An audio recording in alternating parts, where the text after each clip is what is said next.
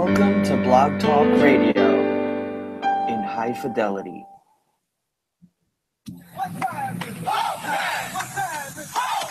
Broadcasting from Cincinnati, you're listening to the Ringside Reporter podcast. All the news from the world of boxing right here. Well, I'm talking to you the way I want to talk to you. Now, here's your host, Eric Lorda.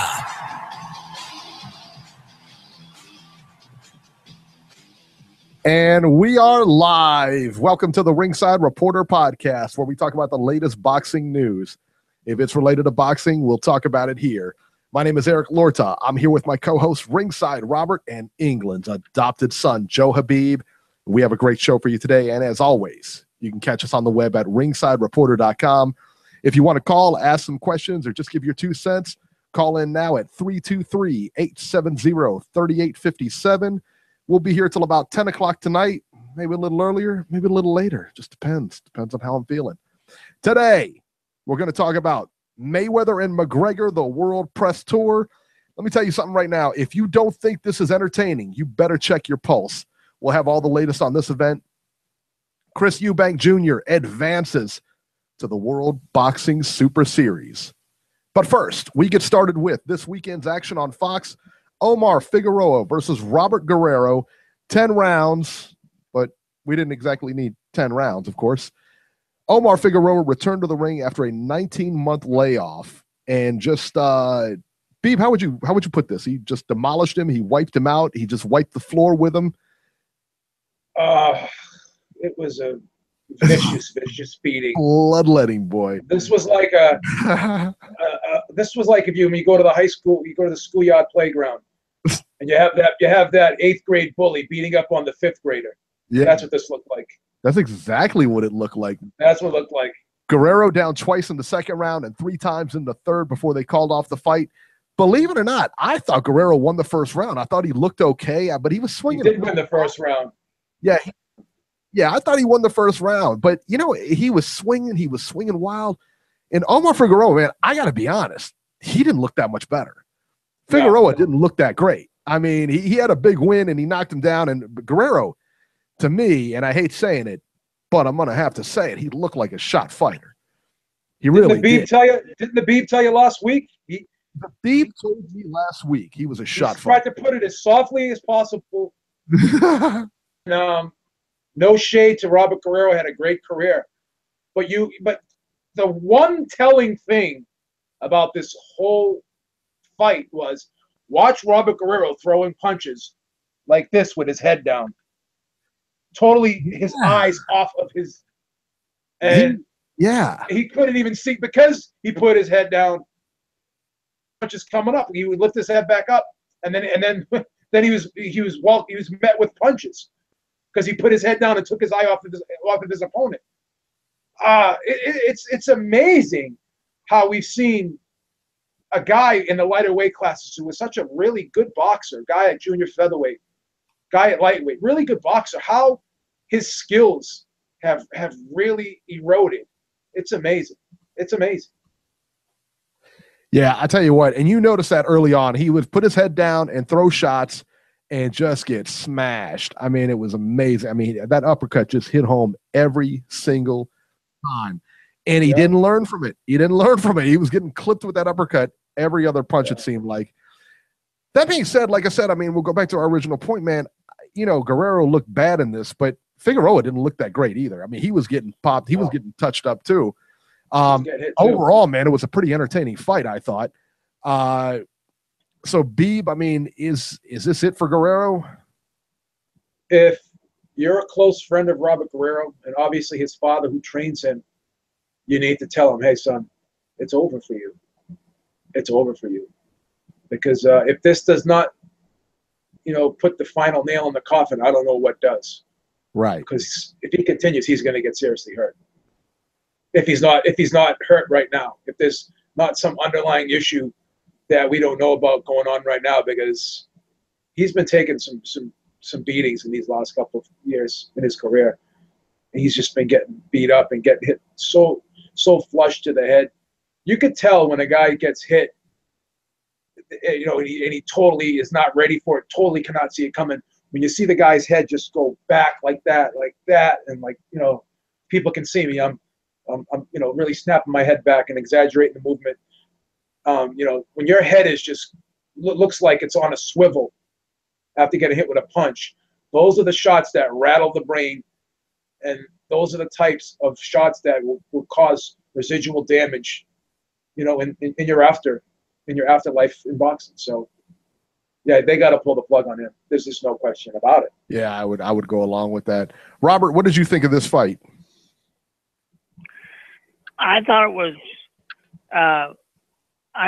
one of the worst fights I'd ever seen. Yes, it was entertaining with all the knockdowns, but you've got two fighters in there that neither one of them looked like they really belonged, man. I got to tell you, you know, I like entertainment and I like good fights, but honestly, both of these guys look like they're on banana peels, and Robert Guerrero needs to be retired immediately, or he's going to wind up in a grave. I mean, it's as simple as. Whoa! Grave! Whoa! Grave! He's going to die. He's going to die an early death. And whoa! Did you hear, Eric, that he was 190 pounds when training camp started for this fight? And he thinks he's going to go down to 140 and get a title. He looked terrible at 147.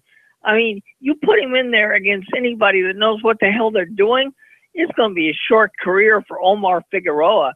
Yeah, he got the win against somebody that shouldn't have been in the ring with him.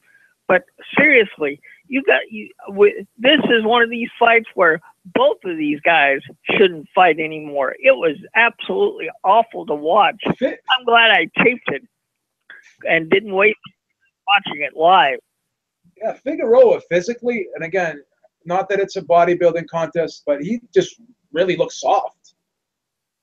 He didn't look in shape at all. I didn't think he looked good at all. And I mean, let's talk about this, because if we think, you know, for Robert Guerrero, I mean, like, you know, he should really hang it up after this fight. But let's talk about Omar Figueroa. I mean, he didn't look much better.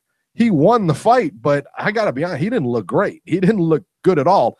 And that's coming from a guy who knocked him down 5 times in the fight. Where does he go from here?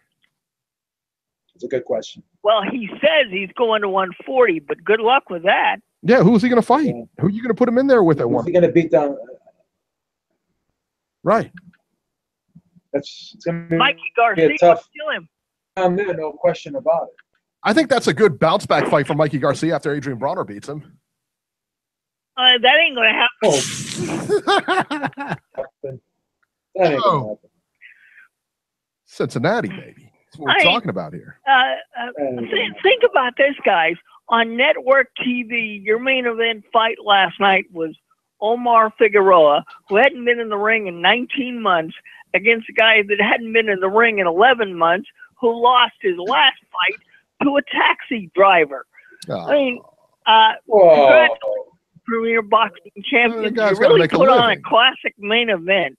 You didn't think the fight was What's wrong with driving a cab? My brother drives a cab. What's wrong with that? It's an honest living. Look, if you like knockouts and great, it was fun. But like I said, both of these guys don't belong in the ring anymore. It's as simple as that, in my opinion. It was fucking awful. Oh. I thought this was the most entertaining card of the weekend, man. I thought it was. It was entertaining, man. I tell you what, this I would rather what this card right here held my attention better than the HBO card did. Because I've got some things to say about that one when we get to it. Yeah, because that main event over there, man. Last night I was not happy. I was not happy with a lot of what I saw. If you were having trouble sleeping, man, put on an HBO card from last night, man. I'm not gonna lie. That last fight, I was fighting to keep my eyes open. Yeah, I really was. It was tough. Sure. It was hard. Let's talk about somebody else fighting to keep his eyes open. Shawnee Monahan, your boy, Rob's boy, versus Marcus Brown. No. Unbeaten 2012 U.S. Olympian Marcus Brown demolished Shawnee Monahan, man. I'll tell you what, I was shocked, man. I really was. I expected this to go you know, maybe 8 rounds. I mean, if he was going to stop him, I figured it was going to be late, you know, like it was going to be 8 rounds or whatever. But I tell you what, man, 2 rounds and he just demolished that guy. He KO'd him.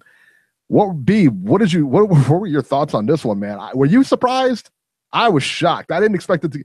I wasn't shocked that Brown won. I was shocked at the way he won. I thought the fight was going to go some rounds.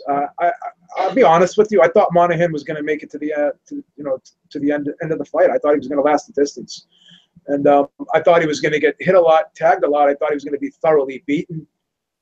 But at worst, I expected maybe a late TKO stoppage. I didn't expect a blowout like that. I mean, he was on him like white on rice. He just rained down on him. Everything he threw, he landed. It was like Monahan had zero defense. Once he got hit with that left hand, he just seems like he just short circuited, and he just was totally taken out of the fight from there on out. And he couldn't come back. It was immensely one-sided. And going in, you know, obviously you would favor Brown, but you know, I didn't think it was going to be that much of a massacre. There's no way I would have called that. No way.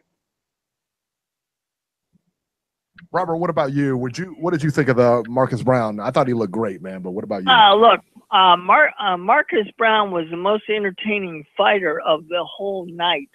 HBO, Fox, he went in there and actually showed that he's a light heavyweight threat. And Adonis Stevenson, get your pin out, son, because this is the guy that's going to take your title away.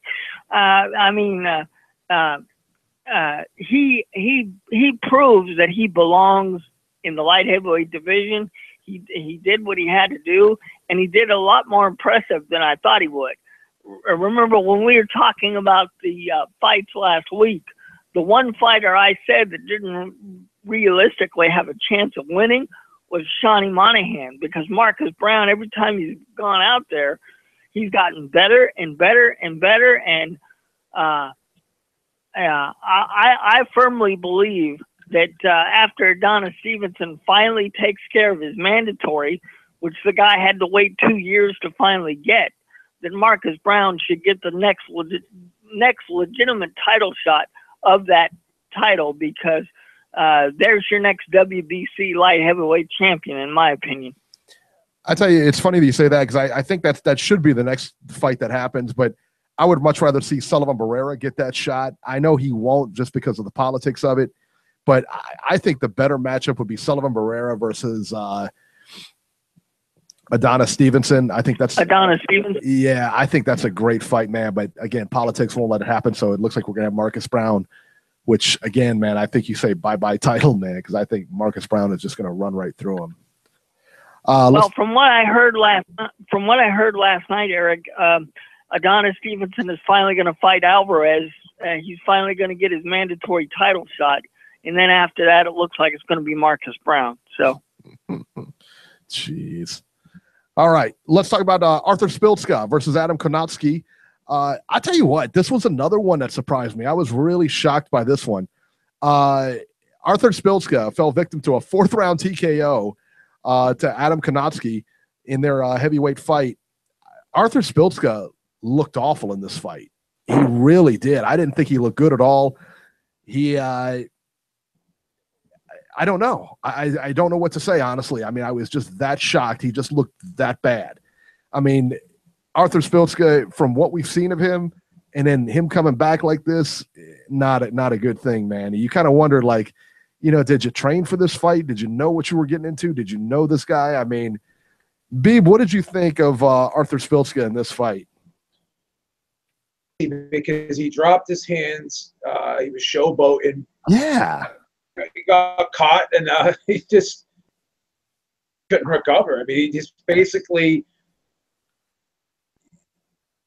put his hands down around. It seemed like he wasn't taking his opponent seriously at all, and he got caught. I think he's gonna, watch the tapes and look back on what he did. Happy about it. He's gonna really kind of feel stupid for doing what he did. his opponent at all seriously.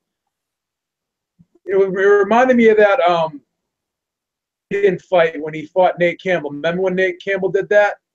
Yeah. Robbie Peter knocked him out with one punch. I was thinking of that when this was going on because Spilka was doing well until he did that. I mean, it was a pretty competitive fight, somewhat in control. He was controlling the range pretty well. Fight at a distance, he did pretty well. It was the same thing with when he fought Wilder. He was doing pretty good with Wilder on the outside, but then Wilder kind of stepped in the mid-range area and landed a big. So Spilka's pretty solid when he's got that range working for him. He's got a good jab. He's got a pretty sneaky straight left. Dropped his hand, stuck his face out.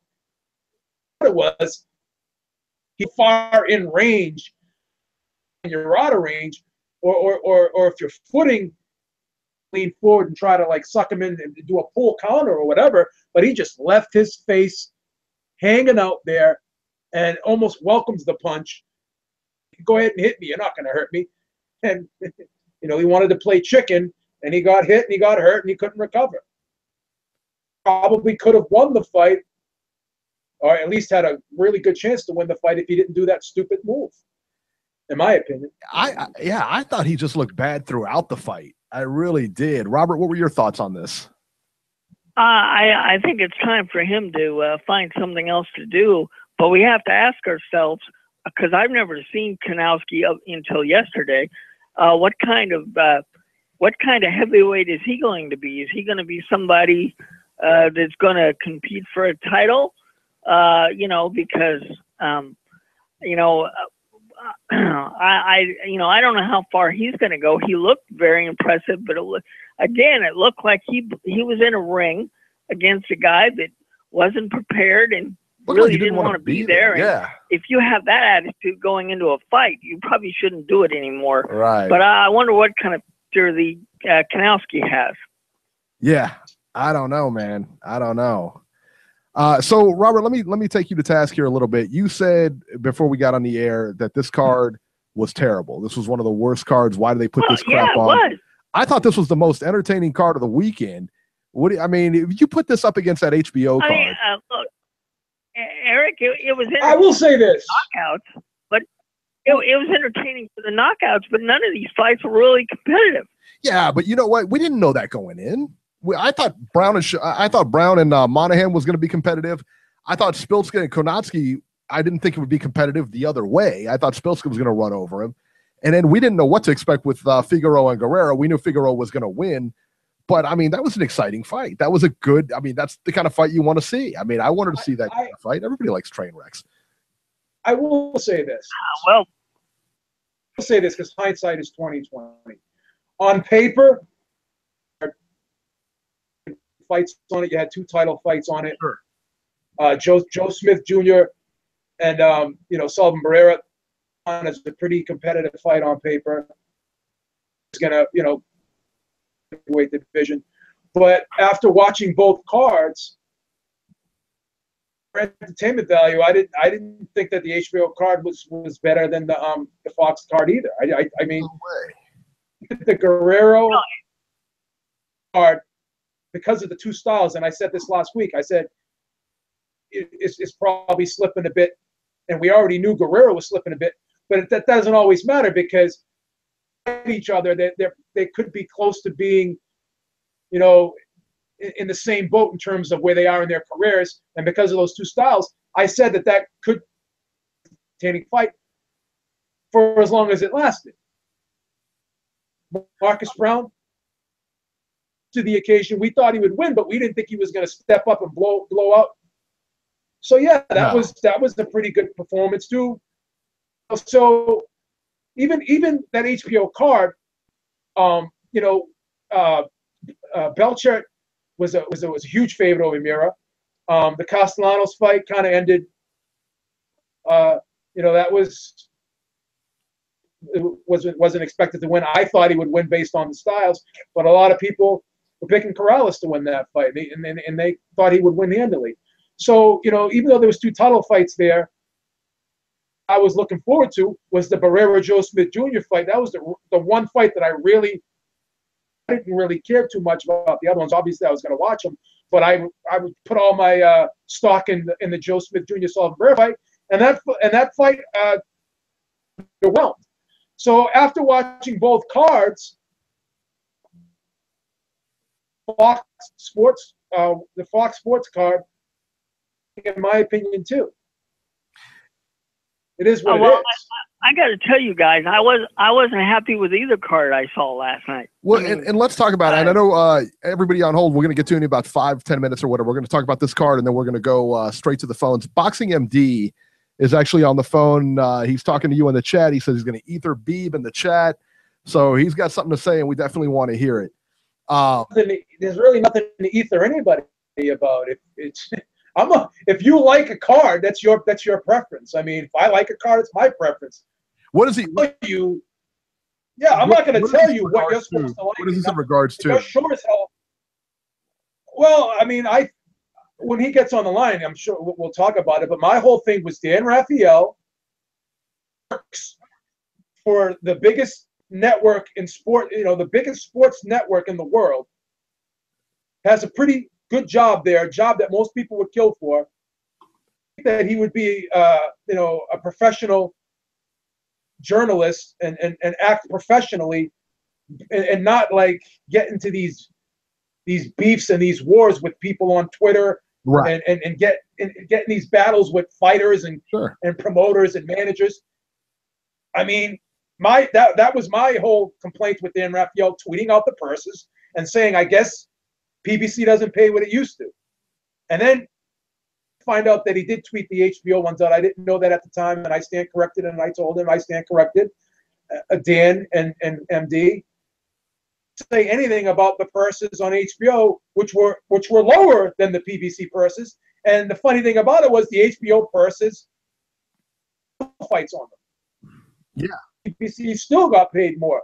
Not that I'm a pocket watcher, but I just find it disheartening and disappointing that fights going on this weekend, and the one headline that Dan Raphael wants to pin his tweet on, whatever his commentary, what people made.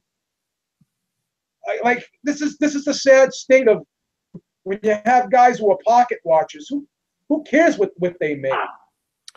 Cares what they made, and that was the highlight of his commentary.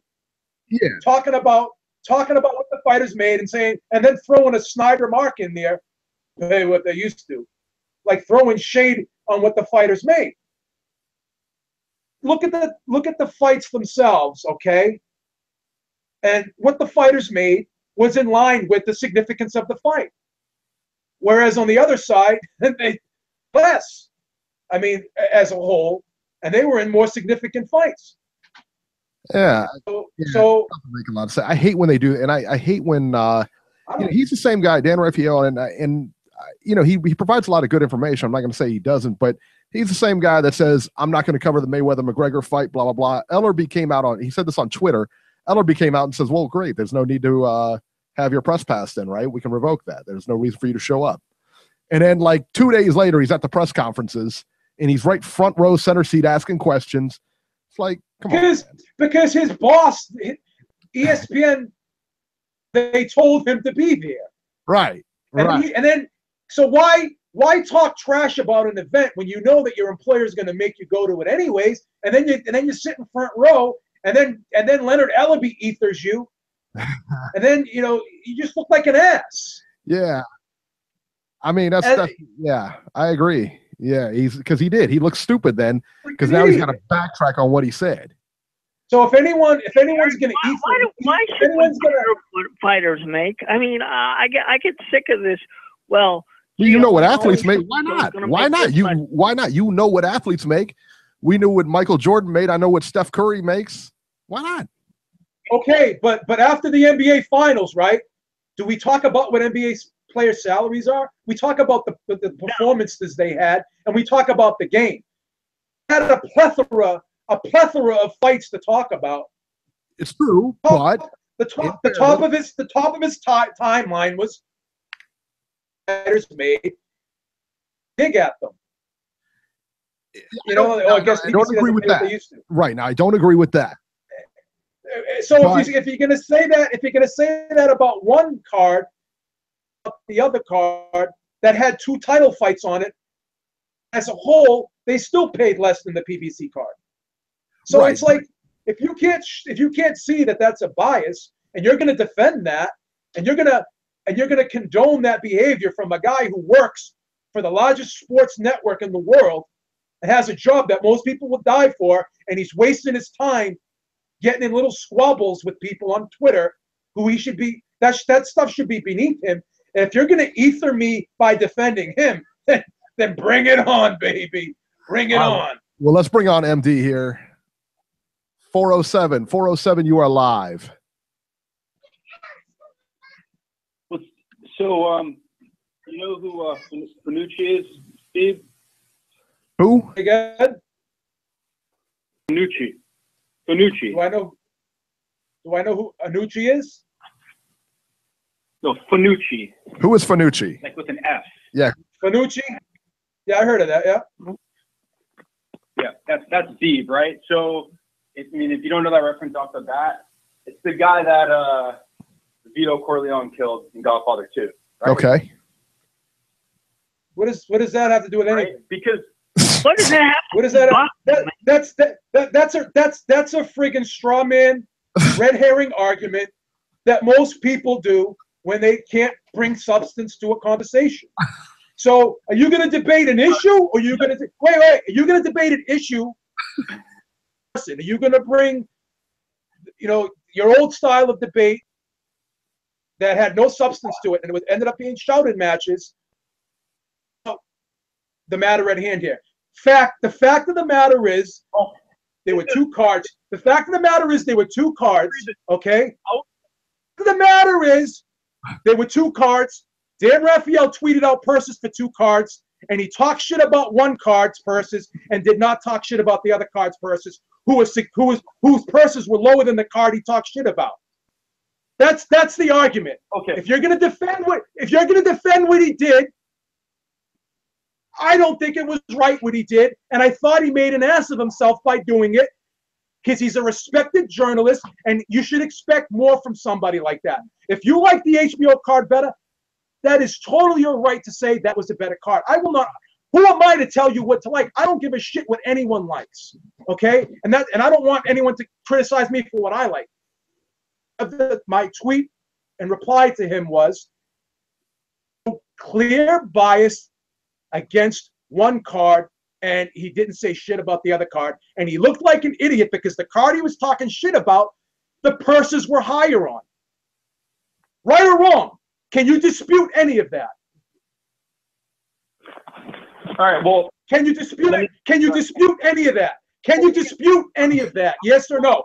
Answer the question. Can you dispute any of that? I'd rather read the tweets. I'd rather read the tweets than go into the narrative that you said, because literally there is no narrative. There is no narrative. Yes or no? Let me. Yes or no? Can you deny that he did that? No bias. Can you deny that he picked a side? And can you deny that he showed unprofessionalism? That's a good question. Yes or no? Answer it. Answer the question. Answer the question. The answer is of course not. But having said that, okay, then there is no debate. Then there is no debate. Then there is no debate. Then there is no debate. That was my argument. That's my total argument. So there is no debate. There is no debate because you agreed with me. You agreed with me. I never. You never. Thank you. You know the shit. Thank you. The thing is, you assumed I said with me. You agreed with me. There's no debate. You agreed with me. Let me jump in here. Both of you guys. Let me jump in here real quick. You're literally yelling, and it's just a waste of my time. Right? Okay, what assumed I said something and not. MD. Can I read the? What side of this argument do you fall on? I don't, because I'm not real clear on it. So Beeb says. The thing is, no. The thing is, Beeb created an argument that I didn't even say I was in or not. In other words, he constructed what I criticized him without reading the tweets, without reading what I said. I didn't text Beeb and say we're debating this topic one way or the other. I never said that. So, Beeb, like, I don't know what you're talking about. Like, you sound so ridiculous, and then you're immediately calling me biased and straw man argument. How can I sound ridiculous when I'm stating fact? Like, The fact of the matter is he shit on one card about what the fighters made, and he made fun of what the fighters made, and then he reported purses on another card which the fighters made less, and he didn't say shit about it. That was the. Right, I will never tell anybody what card to like. That was the argument. That was my whole point. That was my whole point. He looked like a fucking retard doing that, especially working for the largest sports network in the fucking world. He looked like a retard, making a snide little third grade. Nah. These guys don't make a lot of money. That's retarded. All right, so MD, where did you fall on this? I mean, did you agree with Raphael's tweets? Okay, so actually, I mean, I just want to like organize this so I can actually make points and then debate these. So how about before I get into all this, right? There's nothing to debate. You just admitted he was wrong. Because then I could read the tweet. This is bullshit. No, Beeb, it's bullshit because the point I was trying to make. The debate. You just admitted he was wrong. You just admitted he was wrong. There's nothing to debate. Are you going? You can't go any further with it. You can't go any further with it. Beeb goes, lots of entertaining boxing went on this weekend. And the headline is, what fighters made? Pretty sad. The press turned into pocket watchers. My response was, exactly. I hear the PBC, as expected, was a shit card. But as an observer, not a professional journalist, I said, I'm an observer, not a professional journalist, so I could say that, right? And then that's literally where my debate went into it. And then you went on a diatribe, adding me with Dan Raphael in, thinking I'm defending. I didn't ask you on anything. You jumped into this. You jumped into discussion, brother. I was talking to Dan Raphael personally, and you replied to what I said to Dan Raphael. Mislead people. Do not do that. I just will not be allowed. Okay. Go ahead. What I was trying to make is that you immediately, like, my thing is, Dan Raphael, I agree that it's not professional, right? But I think as there's no debate then there's no debate. Be a journalist. Let's hang on, let him talk, Beeb. He has the right. He has the right to criticize PBC, but he should also criticize HBO. So I'm okay with him criticizing PBC. But let me stop you real quick. Let me stop you real quick, MD. One second. Let me talk. You should make a snide comment on the other end, right? And then you immediately then assume I'm just like attacking PBC or biased against PBC, et cetera, et cetera. That may be true for Dan Raphael, but like Eric brought up before, the most disgusting thing that he did this week, and I'd never defend Dan Raphael. I think he could write, like he has good writing ability. He puts up professional pieces, but of course he's biased. I know people make fun of him being fat, not boxing. I understand these things, right? I hear these arguments, but he could write a lot better than a lot of people who pretend to do. I'm not defending his biasness, but these are. Can I ask you one quick question? Right. Can I ask you one quick question? Did I call him? Though, did I call him fat at all in those? And I'm not saying you're saying I did. Did you my words, Beeb? I didn't call him fat. Listening to my words. I know you didn't. I said a lot of people. I'm not saying you. I tried to show him respect. Let me continue this. I don't give a, and listen, I'm not politically correct, right? Like, my thing is, if you want to call him fat, that's you. You have to live with it. Not you, but if somebody does whatever. I'm not even bringing it up as like something whatever, but I understand why people criticize him. But what I'm saying is that the thing that Eric brought up that was the most disgusting, and it was bullshit, is that he shit on the Floyd Mayweather-Conor McGregor fight and then whored himself or had no loyalty because he has no integrity by covering that. No choice, MD. ESPN tells him to go there. He's going to go there. And he's so stupid. He's so stupid because he knew ESPN was going to tell him to go there. And he still talks shit about the fight. Because that just shows he's a fucking idiot. He knew ESPN was going to tell him to go there and cover the press conference, and he still talked shit before the fight, and then he acted like a retard, and then he gets ethered by freaking Leonard Ellerby, and he gets everyone looked at him like he was a retard, and he got laughed out of the fucking press conference. I know, because he's a fucking idiot. You're spending hating. He's an idiot. Why are you like? Here's the thing, like right? Like, I do believe that he has the, and I believe here's the thing, right? If all these journalists in sports media, they stand for something. They stand, if Manny Pacquiao talks about homosexuality in a way that they don't like to hear, they stand against it. So they do something, right? And yes, like I made it on my thing, like, and I said this before, I think that if you're a boxing or an MMA journalist and understand the sports, especially if you're an MMA journalist, because Conor McGregor has fucked up the UFC in a lot of ways. He still owns a belt in a division he doesn't fight. Who knows if he's ever going to do MMA ever again? Because the amount of money he's making in this scam is going to be more than he would ever make in his entire MMA career, like times 10. We get this, right? But if any of these journalists have any integrity, they shouldn't cover it, and they should stand against it. That's my biggest thing, right? Like I know what it is.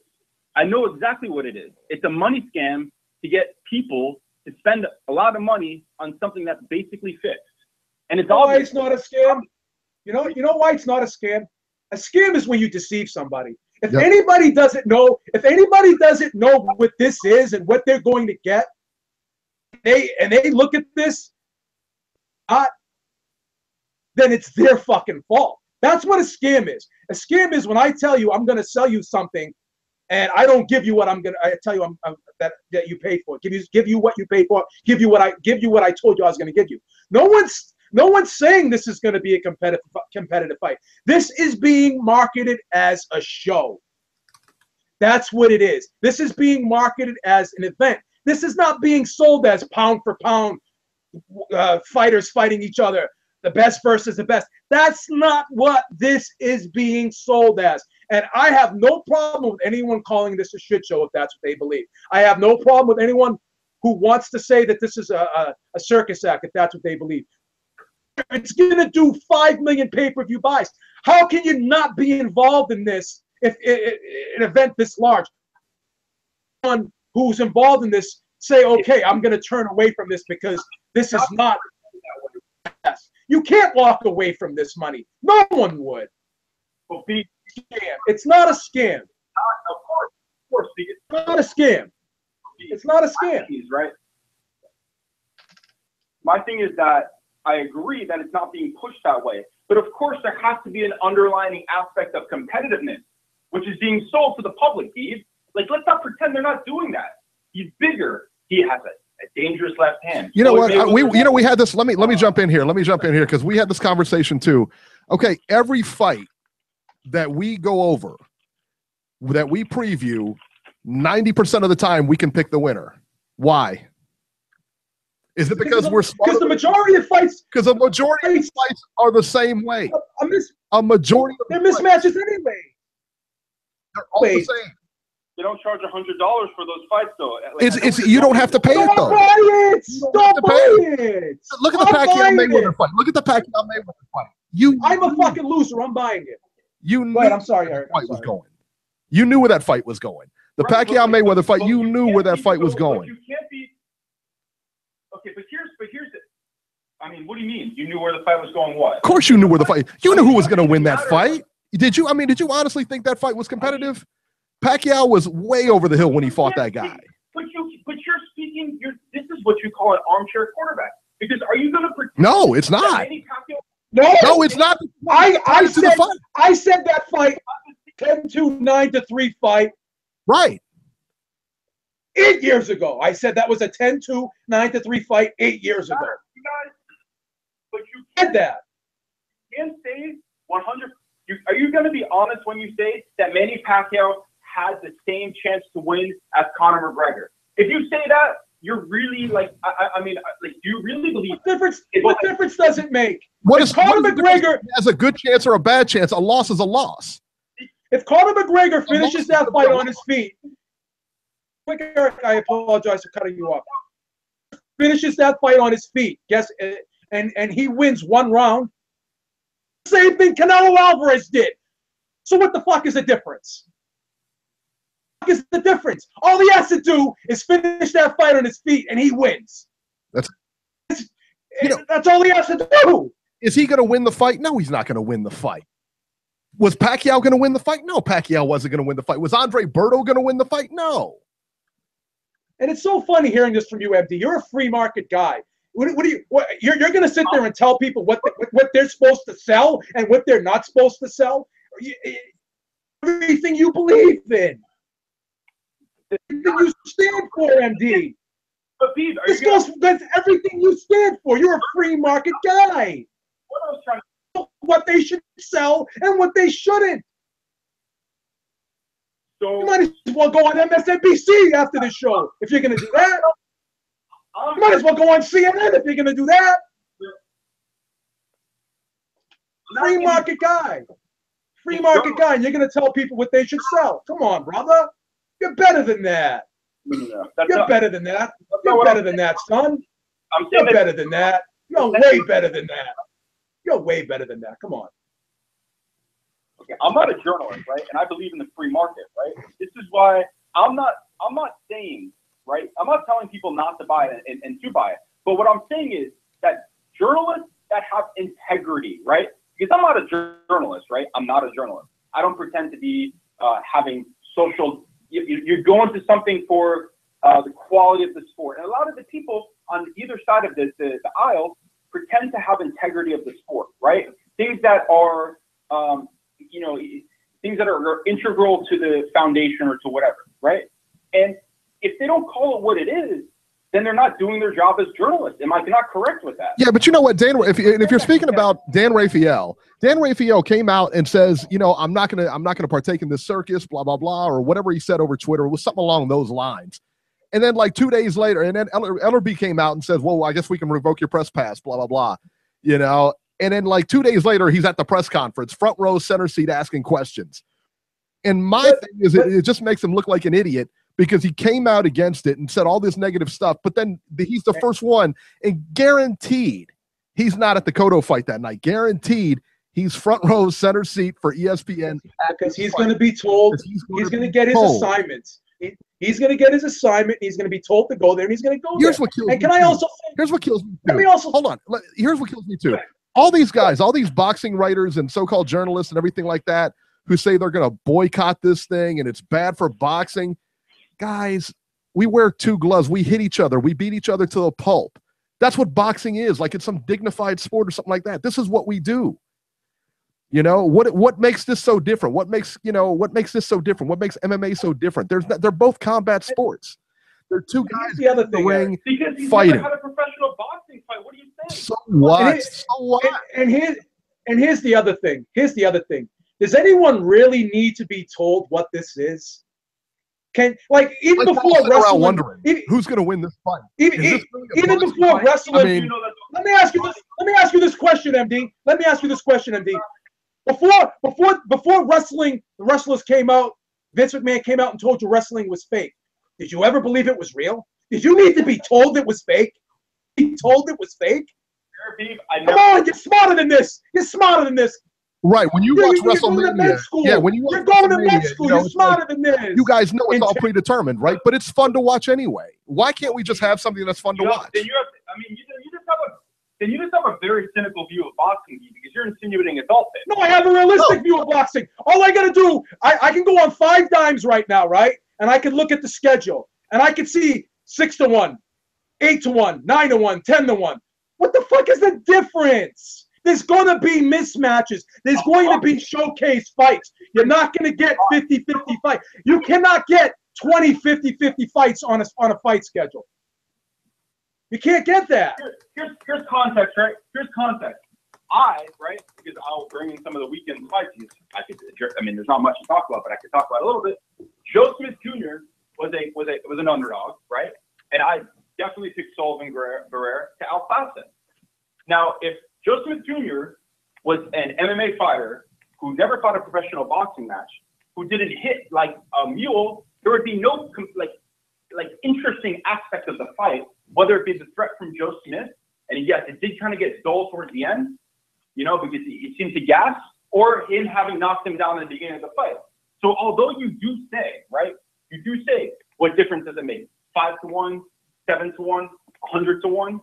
There is an aspect of competitiveness, and there are chances that people overcome a fight and win. I mean, Beeb, Tyson Fury, what was he versus Vladimir Klitschko? But doesn't everybody who gets in there have a chance? He was a 4-1 underdog, and I told you for 3 years the guy was going to win, and I got laughed at every turn. I got laughed at every turn. He was a 4-1 underdog. You're making the point. You're making my point. You're making my point, right? That the underdog, right? The underdog, who often more than not, boxing is a sport of matchmaking. It's a sport of building stars, and it's a sport of making it to the big fight, and hopefully that fight sells, and the market's changing a lot. So there's a lot of mismatches, right? But it's always been like that. I understand that. But not all mismatches are created equal, and they're not. And whether it's the competitive aspect, whether it's the fighter having to show up. I mean, you go back to Omar Figueroa, right? And you got to talk about Robert Guerrero. He was shot after the Keith Thurman beating. Sure. He was shot after the Keith Thurman. That was a life-altering beating he took. Go watch that shot.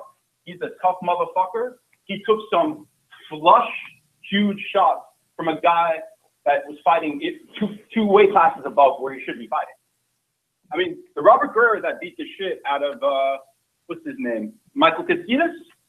I mean, he doesn't exist anymore. Not even close. The guy boxed. He was quick. He used movement. He used power. I mean, he had it all. He was a great boxer. But you know, it's a sad. Let me jump into your point here. You know, okay, so, but again, the Miguel Berchelt fight, did anybody expect him to lose? Did any expect, you know, in the Sullivan Barrera, Joe Smith Jr. fight, it was a product of good matchmaking. We knew Sullivan Barrera was probably going to win that fight. Whoever made that, they listen, man, if you're a promoter and a matchmaker, you're not putting your guy against somebody, you're not going to put yourself in a position to lose money. You just don't. And so for you to say that, you know, well, you know, listen, I understand that everybody, they're competitive, but at the end of the day, Miguel Berchelt is not going to get beat by Takashi Miura. That's just the way it is. You know, Floyd's not going to get beat by, you know, Conor McGregor or Andre Berto. You know, it's matchmaking. They're not going to lose money. All this guy has to do is finish the fight at his feet, and he's pretty much doing the same thing Robert Guerrero did, Canelo Alvarez did. So all he's got to do is finish the fight at his feet, and it's a win. You know why I'm watching this fight? You know what the biggest intrigue factor you know what the biggest intrigue factor in this fight is for me? I want to see if Floyd Mayweather actually stops him. I'm really curious to see if this guy can go 12 rounds with Floyd Mayweather. Yeah. That's the curiosity factor that I have. Right. I would bet against it. But all he has to do is finish this fight on his feet, and this is a win. This is a win for him. This is a win for him if he finishes the fight on his feet. And that's the curiosity factor that I have in this fight. I want to see if this guy can finish this fight on his feet. That's what I want to do. I know, but I'm probably going to take all of Beeb Industries and bet against him finishing this fight on his feet. But I want to see if he can. Right. Walking around with a peach barrel wrapped around me, you know that, you know, and he finished the fight on his feet. Okay, so here's the thing, right? It's a free market. So as a consumer, I have the right to say a product shit, right? And you do. You do. You absolutely do. I don't see. But as you said, you're not a journalist. You don't work for ESPN, right?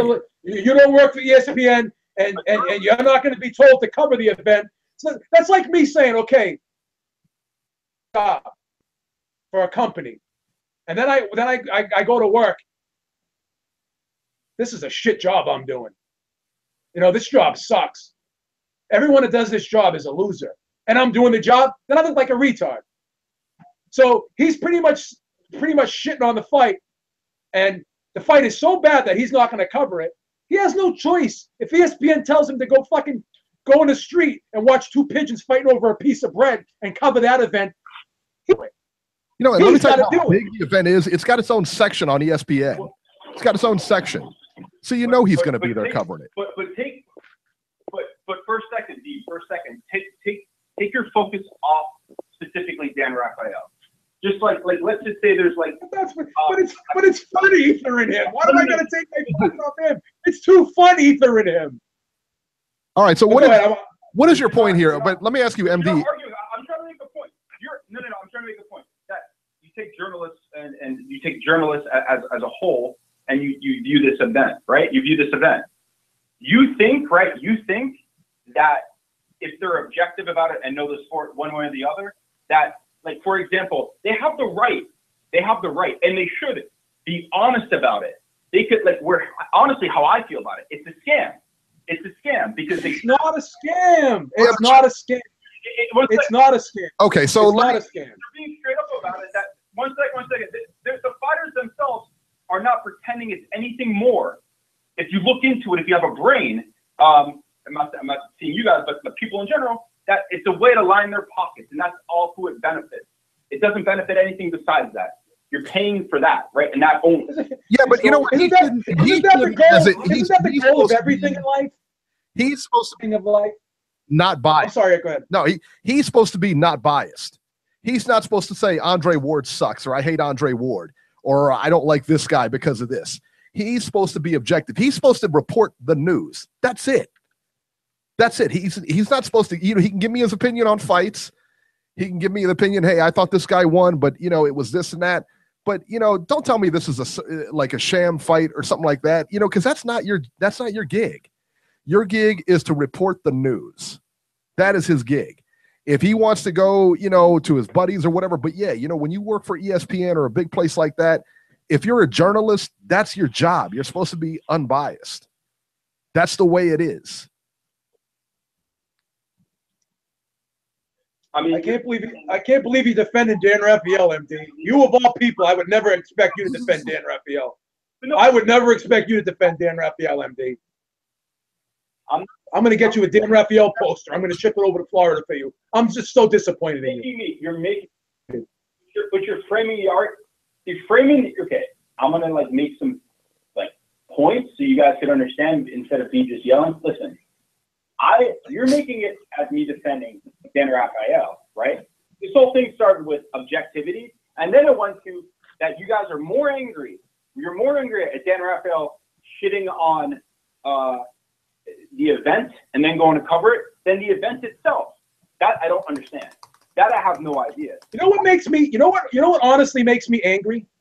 I would cut off my right leg to have that job.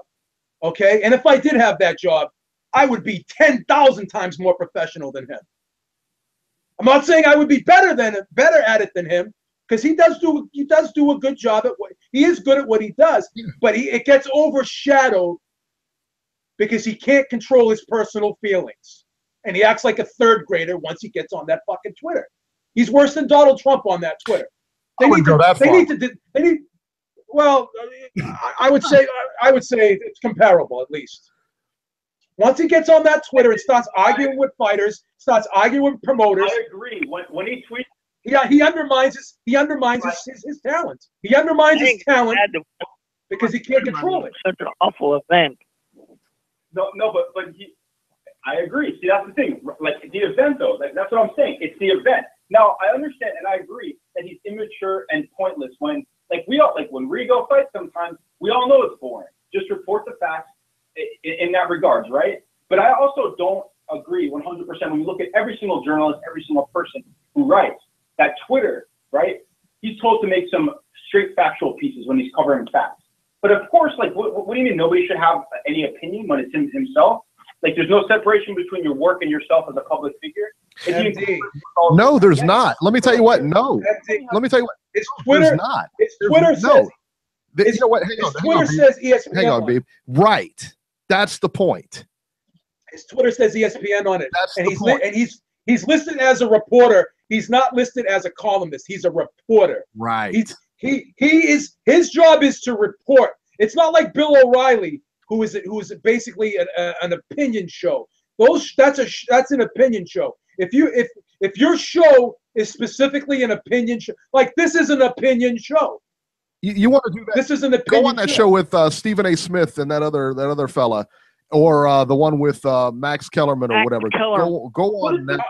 Undisputed and First Take. Those are opinion shows.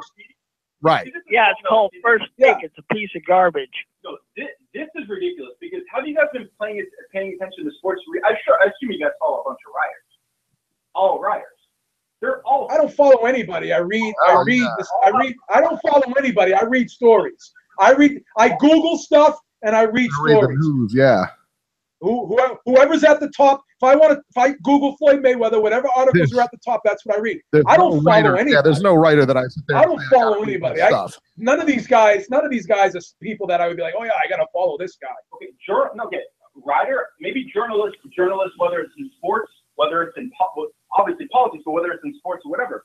So and if you have any context of it, they all have biases. They all do, right? They all have a bias one way or the other. But you gotta hide it. You gotta hide it. You gotta control it. You gotta fight it. You gotta hide it, control it, and fight it. You gotta hide it, control it, and fight it. But he's not. How many times you go to work every day, you want to tell your boss to go fuck himself? You can't do it, though. You can't do it. You gotta be professional. If my boss could read my mind, I would have been fired 20 times by now. What you're arguing, but that's not. I agree with you. I said the way he structures some of his criticism and some of his opinions are immature. Correct. But you're arguing that he shouldn't have any opinion. That's what I'm disagreeing with. No, we're not arguing. No, that's 100% not what we're arguing. That's what you guys are arguing. I'm saying it's not what I'm arguing. I think I would know. What I'm arguing is he can't make his opinion public on ESPN's Twitter timeline. If he wants to have a thing that says Dan Raphael's personal account or whatever, he could say whatever he wants. Look, if he was talking to his boys at work, he could say whatever he wants. But when he has the tag and he's reporting for ESPN, yeah, you cannot do that. When you go to his Twitter account, it's got ESPN plastered all over it. It's a picture of him. He's on the job. He's interviewing somebody or whatever. It used to be anyway. When he's on the job, yeah, you can't do that. So you would rather him be 100% a company man and have no personality, outside thought, right? So no, that's not what we're saying. Well, listen, man. What we're saying is, how when you're like a senator or something like that, or you're a political figure, or you're a celebrity, you have to watch what you say. You can't just say anything because people take you seriously. People look up to you. People take your word and say, hey, this came from such and such. We got to listen to it.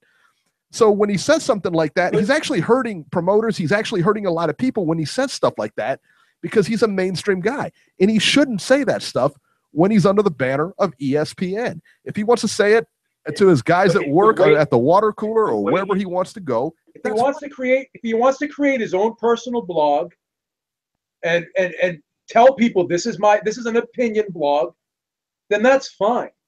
That's fine. But if he tweeted back to me, well, I report the purses because that's what I'm given, and I just report it. No one told you to put that stupid snide remark at the end. That was a stupid remark. It really was. It just makes you look really stupid. But nobody's arguing that. Nobody's arguing. Well, you seem to be. You seem to be. No, but you guys. You seem to be justifying. If you're going to debate me because that was my argument that was retarded. If you're the one that said you're going to debate me, then that's your argument. Then. That's your argument. That's okay for him to do that. You're basically justifying him. Oh, well, he has to have an opinion. There's a time and a place for everything. You don't just you have to have a filter. You're an adult. Okay? Right. But I'm 48 years old. When I was 22, 23, I would say shit that I shouldn't have said, that I would never say now. You know what I'm saying? I just wouldn't do it. He's old. I'm older than him. He's like maybe 2 years younger than me, like 46 or 45 or something. He should not act like a 10-year-old on Twitter anymore. He's an adult. He's got a wife and kids. That's fine. He should not be acting like a fourth grader. But let's talk about the concept. My lunchbox is prettier than yours. No. He's a fucking adult. Let's bring it back to Dan Raphael. What? Can we move on? No, Beeb, let's talk about the concept that he brought up, right? You were saying, right, like he did state a fact. Am I not correct, though? Did he at least state a fact? Am I wrong? He stated a fact. He stated a fact, and then put his opinion at the end of it. Right. And then put his opinion at the end. His opinion was not a fact. His opinion was not a fact. PBC don't pay because for that to be a fact, then he would have to have PBC's accounting records, and he would have to have every single fighter's purse for the last 5 years to sit there and support his argument that PBC don't pay what it used to. Every single fight card list of purses on there. Is that right or wrong? Can you say that he has every event's list of fighters' purses? He doesn't have that. So how can he make a statement like that's opinion? That's opinion. That's opinion. But in here, and I don't have a problem. I tell you what, I don't have a problem with them doing that. They do that in MMA as well. They release the purses after the fight. And again, when it's contract time, we know what Steph Curry makes. We know what LeBron James makes, all this other stuff. I don't see a big problem with that. What I do see a problem with is, like I said, the remark afterwards. You know, I guess PBC doesn't pay what they used to. Why would you say that? I mean, why dump all over the PBC for that? I don't understand that. It's pointless. It's pointless. But then you end up underliningly you react to that to his comment, and you ignore what he said because you just focus on the asshole, right? But what he said is true. Again, so you can ask why. Who cares? It's true. Yeah, so then you spend more energy, right? You spend more energy discussing what journalists are saying than actually trying to understand some of the ideas, like, for example, PBC paying less fighters. For example, let's get into understanding why these fighters are only fighting one time a year. Let's get into understanding who his prospects are and where the lack of the Fox card, right? There is no, I know, Robbie, you think that Marcus Brown, and he has improved. You think he's going to be a future champion, and he, like I said, he looked good against Shawnee Monahan. No disrespect, Shawnee Monahan is he's going to destroy Adonis Stevenson if they make that fight. Let's be honest about that. That's okay, but what I'm saying is that I disagree 100%.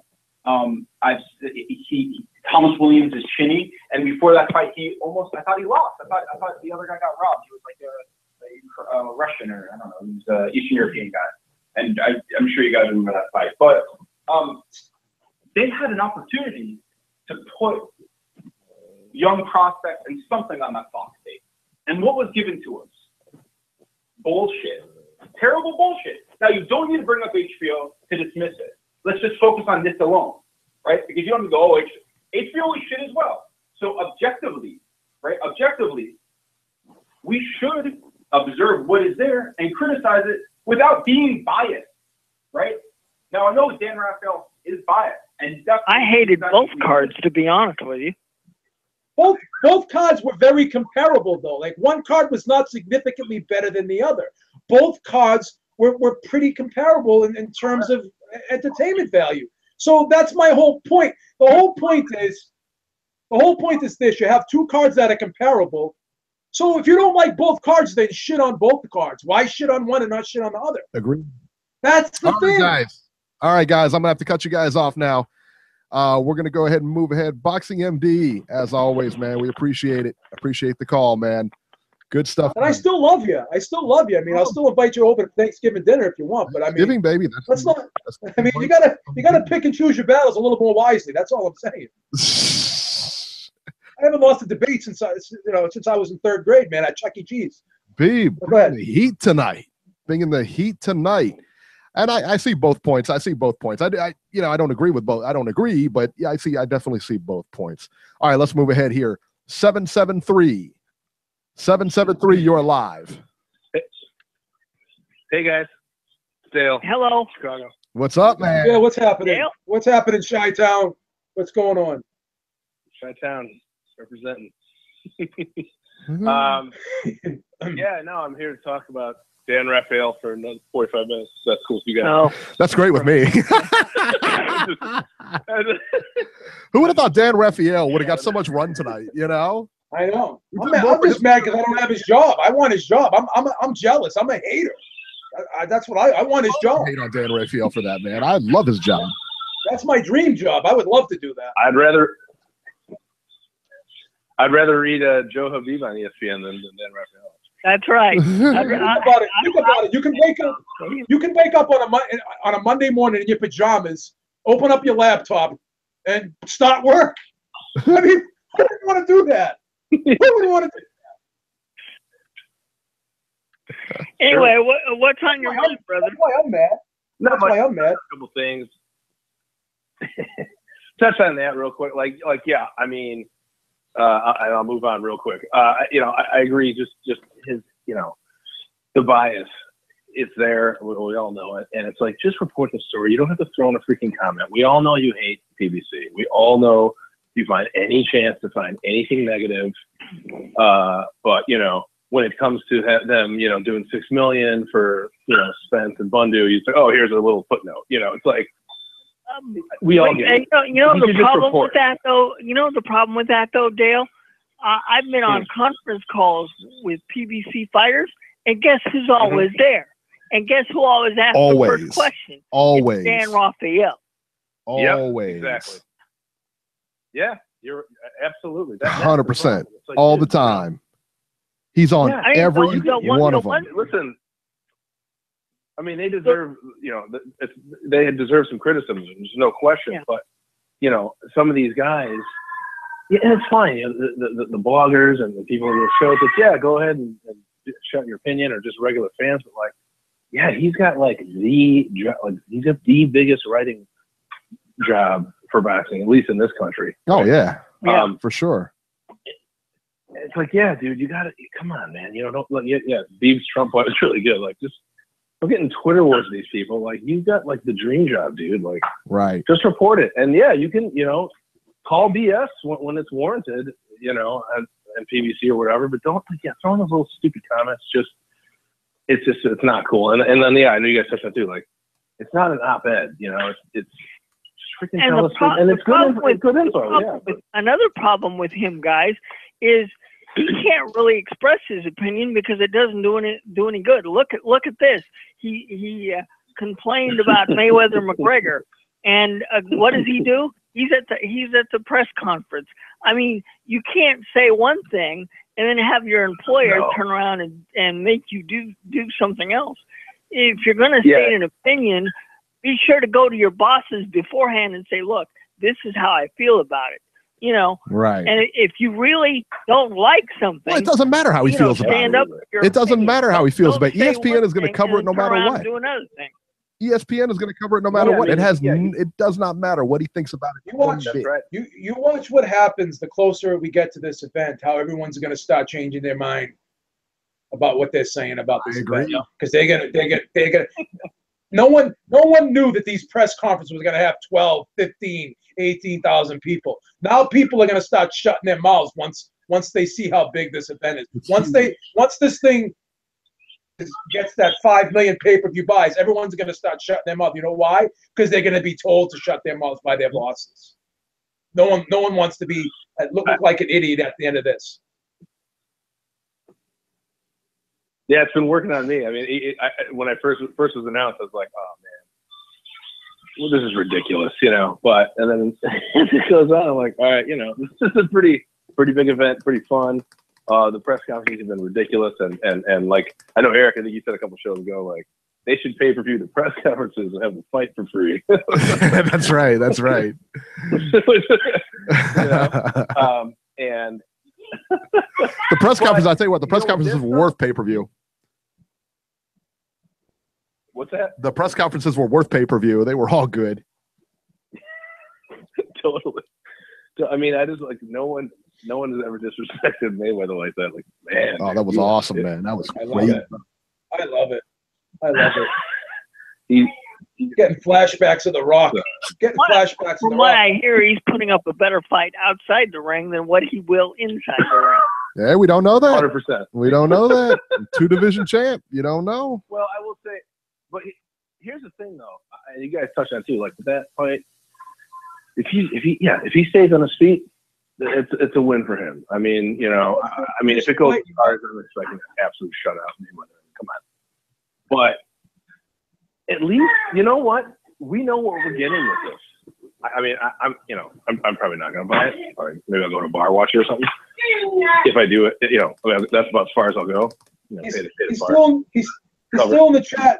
He's still in the chat saying we think this is a legitimate boxing event. We when we said from the beginning it's a show. No one ever said it. I'm sorry to interrupt you, but I'm just reading the chat. And MD's in the chat. saying we're trying to call this a legitimate boxing event. It is an event. It's an event. This is WWE at its finest. That's what it is. I can see it for what it is. Yeah. When Jimmy Snuka jumped off that top rope, I knew he wasn't really doing the Snuka splash on a guy. I knew it. No one had to tell me that. I'm sorry. Go ahead. No worries, man. No worries. I apologize. Hey, your guys' show. No, I gotta take my meds. I gotta take my meds. No, we know what we're getting with this. Sorry. Yeah, it's an event. It's just a fun. It's an event. Whatever. Buy it or not. It's a fun fight. I said in the chat earlier too. Yeah. Hey, MD's free market guy. Don't buy it. Freaking don't buy it. It's fine. So, but I almost think Maypack is more of a scam than this in a way, because that was supposed to be the greatest thing, fight of all time, and we know what happened there. What was more of a scam, right? Mayweather Pacquiao or this? Yeah, this is almost less in a way, So, I know that's been crazy to say, but I have no doubt what is going to happen here. Pretty much. The only surprise would be if Mayweather can knock him out. Actually, try to knock a guy out for once. Since he was 22 or whatever. So anyway, whatever. It is what it is. But that was. But Dale, the sad part about this is Floyd can beat him without even trying to go for the knockout. All he's got to do is do what he did against Canelo, and he can pitch a shutout. Oh yeah, he'll make him look ridiculous. There's no question. He'll make McGregor look absolutely ridiculous. He does that to elite fighters. But I understand Conor McGregor is popular in UFC, but the fact that we as boxing consumers, and I'm just talking boxing, I'm not talking MMA fans here because they're going to do what they want, but boxing consumers who know about the sport, those of us that follow it, we're gonna have to pay $100 just to see this show. He's gonna say shit. I don't call this a fight because I don't consider it a fair fight. He caught himself. He was gonna say shit. I love it. Okay, so let me ask you this. Dale, I got you muted for a second. Let me ask you this. So you say we're going to pay $100. First of all, nobody has to pay $100. You don't have to do anything that you don't want to do. If you don't want to buy it, don't buy it. If it's not your cup of tea, it's not your cup of tea. But I don't understand, you're saying, it's almost like you put this in a class, and say, I only watch boxing. I'm not going to watch this. I'm not going to watch MMA. I'm not going to lower myself to. I don't understand that logic. I don't understand your logic on this. I'm gonna start calling MD a socialist. I've never watched an MMA event. Boxing socialist. I don't That's care. his new name. Boxing socialist. He's not an MD anymore. He's a boxing socialist. All right. So I'm sorry, Robert. I missed it. So you're say that again. You've never watched an MMA? Okay. I've never watched a UFC or MMA event. Okay, but this is not that. I don't have any plans to ever do so. Okay, well, this is not that though. Where do you come out saying if you don't? But again, if you don't want to watch it, nobody's forcing you to watch it. But I don't understand. It's an event. It's like watching WrestleMania or any kind of WWE event. Look, I'm not we all know it's fixed. Yeah, we got it. We know that the outcomes are already predetermined. We know that stepping in, when we buy a ticket, it's like watching a play. All right. We know what's going to happen. All right. Here, you pretty much know what's going to happen. I agree. I mean, here, you pretty much know what's going to happen, but it's entertaining. It's entertaining. You know what else is intriguing about this fight? I want to see if he can fight a boxing fight without throwing a kick by accident, throwing an elbow. But there's a lot. I should promote this fight because I have a lot of angles I could make this fight interesting. There's a lot of angles to make this fight interesting. What's going to happen when he gets frustrated? Is he going to get him in a headlock? Is he going to try to roughhouse him? What if he turns this into a Jeff Horn versus Manny Pacquiao fight, and at 40 years old, Mayweather can't deal with the physicality of this man? I'm telling you, there's a lot of X factors in this fight. Yeah, that's what it is. I mean, tell me, Beeb, you saw the press conferences. I watched every one of them, just like you did. I You love saw them. 12,000 people there, or, then it went to 17,000 in Toronto, and then over 20,000 in London. I mean, if and they were entertaining, man. McGregor went in, they were all entertaining. And like I said, man, if you don't think this is entertaining, then your normal average boxing press conference, you need to check your pulse, man. I mean, you know what? I'm thinking of flying out to Vegas and watching this on closed circuit. That's how amped up I am right now. Look, I'm sick right now. I am fucking off the chain right now. I didn't get to see the press conferences, but from what I hear, they were very entertaining. But, I want to pay for something that I know is going to be competitive, such as Triple G and Canelo. I know there's a lot on the line for that fight, and I know those. That ain't gonna be but you know what? You by your own admission, don't think that's going to be competitive. That ain't going to be competitive. Golovkin's going to sleep him. That's Golovkin's going to sleep him. I'm not 100% on that fight, but I tell you what, a lot of people don't think that's going to be competitive. I'm betting the stoppage. I'm betting the stoppage proposition on that Golovkin. I'm putting everything I own on that. He's putting his two couches up. But I agree. I'm a Triple G guy. I think he's going to win. But I do think for as long as it lasts, it's going to be competitive. I have a problem paying $100 for something that I know is not going to be competitive. Robbie, if I give you the $100, will you buy it? I want you to watch it, Robbie. I really do. Eric, do they have the T-shirts on sale yet? I want to buy it. I want to buy like 3 of them. And I want to wear. I want to wear one every show.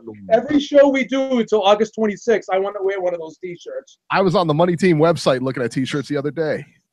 I want to buy. I want to buy the poster. I want to put it in back of the Ringside Reporter right here. I know. I want to put the Ringside Reporter logo right under it. I'm just gonna have like iron on right underneath it. Just like T-shirt. Like we're affiliated with. Go ahead, Dale. Dale, go ahead. I'm sorry. No worries, guys. Yeah. This is much like the press conferences. This is a very entertaining show today. So thank you, sir. Yeah, no worries. Yeah, real quick too on the PBC on Fox and the HBO cards. You guys made those good points too. On paper, it's like, yeah, HBO card looks better, but yeah, it didn't work out that way. I mean, the PBC one, I thought the undercards would be a lot better. And the main event, definitely arguments that they should both hang them up, along with Arthur Spilka, perhaps, right? Which that really shocked me. Hang on, buddy. And then, anyway, but yeah, I mean, you don't know. It is what it is. No one thought the ratio, the Barrera Joe Smith, man. Yeah, I mean, I was really excited about that one. And, yeah, that one kind of fell flat. Smith even gets the knockdown, and yeah, man, just bummer. But hey, it happens sometimes. Absolutely. The only thing I would say as far as like the PBC schedule, whatever, and you want to, whatever about Fox, I was almost like, man, this is on front. Like, I didn't have that much problem with the card, but Robbie's point about it's on network TV, man, I kind of get that, because I'm like, how about Broner and Garcia on Fox for everyone in freaking America to see, and throw the other one on Showtime, so whatever. But it's that's easier said than done, I'm sure. But that's kind of my only point there. And I get that, and I understand that, and I'm not against anyone that says that. I mean, that's a good point. I'm not against that. I'm not against that, because you have that Fox. Fox is a huge network. I mean, you're putting yourself out there, for many more viewers than you would on Showtime or on HBO. This is basically a basic cable channel. I get it. I get it. And not only that, it's a terrestrial channel too. Like, so it's not even correct. Fox. Correct. It was like freaking you got an HD antenna, you're seeing that damn thing, So that's right.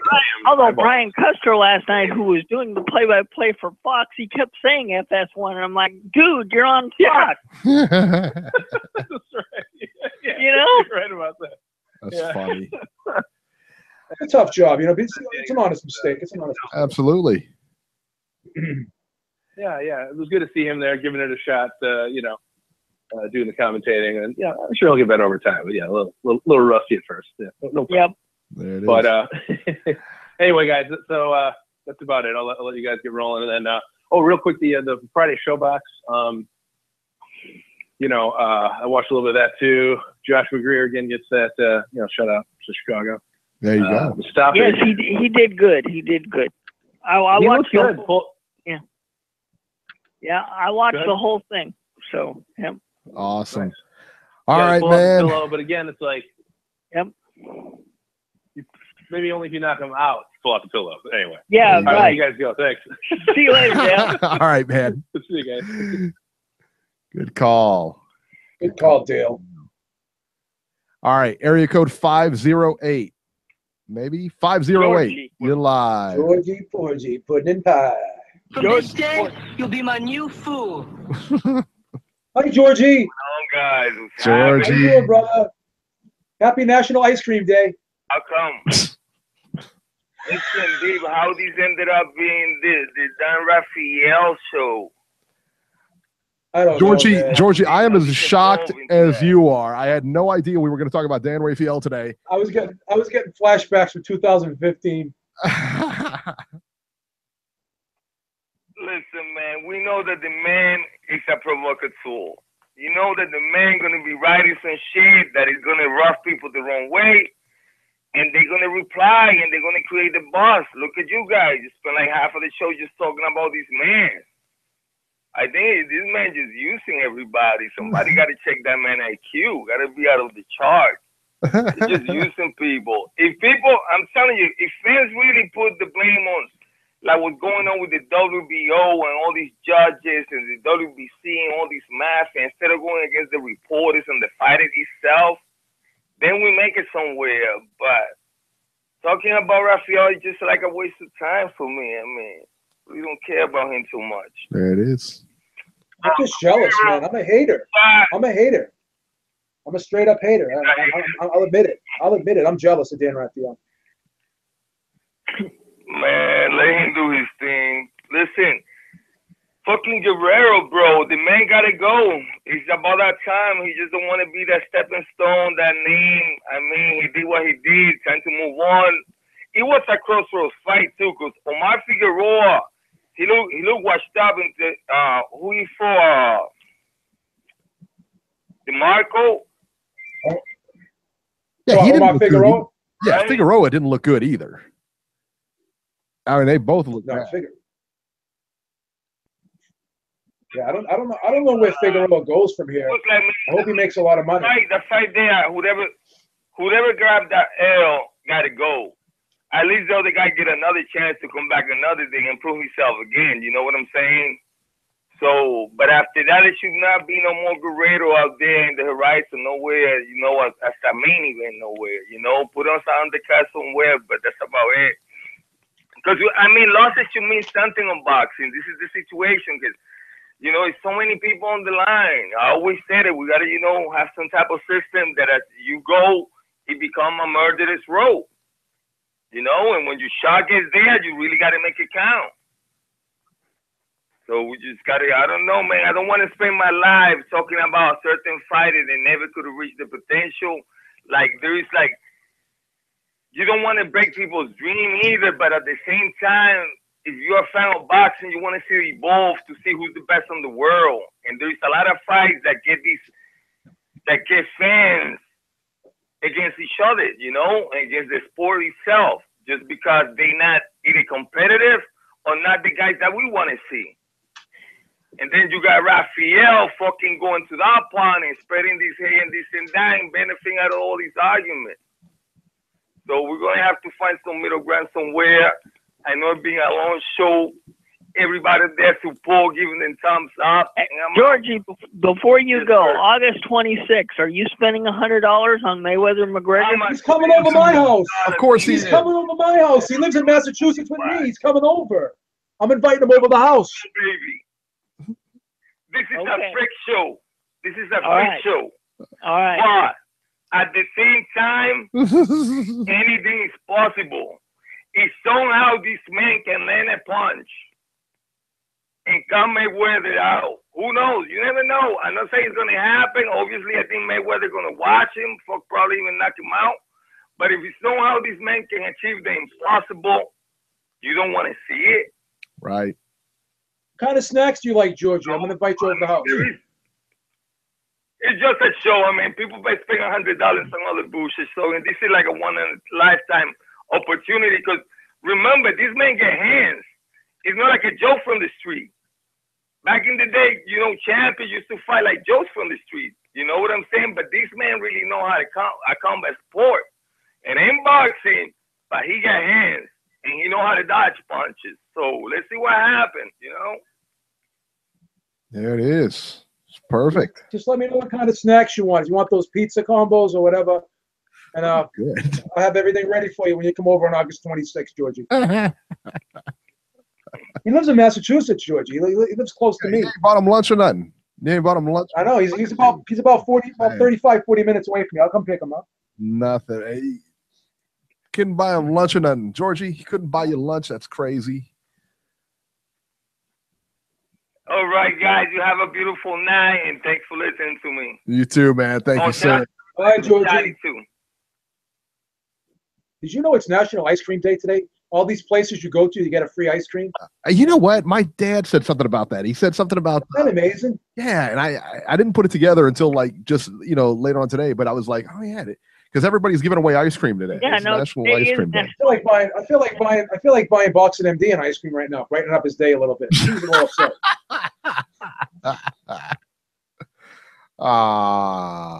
Look at Beeb. Add an insult to injury. That's my. Make sure they don't put it in the cup that says PBC on it, though. Oh, Dan Raphael ice cream for Beebs. What is that? Is that Rocky Road? What is that? I mean, what? I don't know. We'll make it Dan Raphael flavor. Dan Raphael. What's in it? No, the question is not what's in it. What's not in it? Insane. All right. Area code 602. 602, you're live. Yo, what's up, man? It's Brandon from Phoenix. How you guys doing? Brandon, what's the word, man? What's happening, Brandon? Brandon, I need you to save us from this Dan Raphael Too much talk. Dan man. Raphael. I need you to save us. Brandon, you are our savior. I'm putting all my eggs in your basket. You take us home. Go. Well, you know what? I was actually satisfied with both of the cards this weekend. I thought it was pretty decent action on both cards. I mean, you know, this is the problem with the PBC card, is that with a lot of good guys that we want to see only fighting one time a year, it's just why do we have to have Figueroa versus Guerrero in a primetime spot on terrestrial television when you got guys like Charlo, Big Charlo, who hasn't fought once this year? And that's really what the problem is with the PBC card that people have. You know, it's not necessarily the people who were on it, because the matchups for what they were, we knew Guerrero versus Figueroa was going to be entertaining going into it. Am I right? Yeah, but can I just say something here real quick? I mean, we say, you know, what about Charlo? He's only fought once. How come he wasn't on the card? How come such and such wasn't on the card? What about Danny Garcia? You know, honestly, man, we don't know. I mean, we really don't know. I don't know why Danny Garcia is not fighting more. I don't know why Charlo's not fighting more. And we blame the PBC, but I don't know that it, I mean, in all fairness, I don't know that it is the PBC keeping these guys back. We just don't know. I mean, we can speculate on it, yeah. And would I like to see these guys fight more? Well, of course. You know, but I don't know that it's the PBC holding these guys back. I mean, it could be their management. It could be, well, I guess the PBC is their management. I mean, it could be their promoters. Could be the fact is, you know, hey, we got a date here. Can you make it? Nah, I can't really make that day. What about this? Well, what about against this guy? This is the only guy. The fighter's going to want to fight too. The fighter's going to want to fight. I mean, I understand. See, that's the problem right there. Is that whatever it is, it all falls under that umbrella. It's 100%. All under that house. Yeah, it does. So whatever issues that they have as a group, they got to iron it out. And you just, in my opinion, when you got a stable like that, and what they've given us so far over the past, what is it? We're in our third year of this now, right? Third, fourth year, whatever. Yep, it's third year. Yeah. We should get a better main event to open up a coliseum that hasn't had boxing in it in almost 20, 30 years or something like that. Yeah, it should be a better main event. Go ahead, Robbie. Yeah, last time there was a fight there of any significance, it was 1986. So that's what I'm saying. How do we go back to a place that we haven't been in since 1986, and the headliner is Figueroa Guerrero, when you got a guy like Danny Jacobs, which is coming off probably the second best performances of his career, going up against Triple G, and, you know, a lot of people's eyes winning that fight, not my eyes personally, but, you know, a lot of people did score the fight to him. You know, he's coming off that performance. We can't get Danny Jacobs out there against somebody with a pulse, maybe against Emmanuel Aleem. Emmanuel Aleem took out Krytrov in his last fight. He's got a WBC silver belt. He hasn't fought in a long time. We couldn't match those two guys up. You know, put some money in their pocket to open. You know what I'm saying? It just seems too easy. To follow up your point, Brandon, Danny Jacobs is from New York. You had Omar Figueroa from Texas and Robert Guerrero from California fighting on Long Island. What kind of sense does that make? It just don't make no sense. And like I said, it's not the way they structured the rest of the card with Shawnee and Marcus being from, you know, Staten and Long Island, and then, you know, the Polish people, they always come out for their fighters. That's cool. But they should be able to do better at the top of their card than two guys. I mean, come on. I mean, let's be real, guys. Robert Guerrero lost his last fight to an Argentinian cab driver. He lost. Absolutely. Yep. That being said, did you think it was an entertaining fight? I'll be out there in a second, baby. In a second.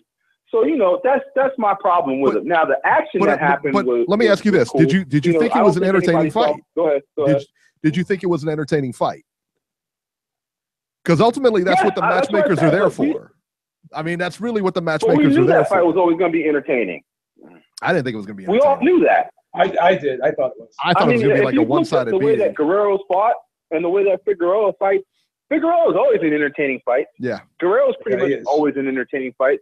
So I can tell you that fight was going to be entertaining. That wasn't my issue. It's not necessarily the matchmaking. It's where it was at. Right. That doesn't need to be the headliner there. Yeah. Okay. I see what you're saying. Especially on Fox, especially on national television. That to me, you have to have a bigger name. You know what I mean? Maybe if that was an undercard fight, then I'm with it. You know what I'm saying? Yeah. But that's just how I feel about that. Now the HBO card was good pretty much all the way through. I can't pronounce the brother's name. Castellanos. He showed a lot of heart. Yeah, you got it. You got it. You know what I'm saying?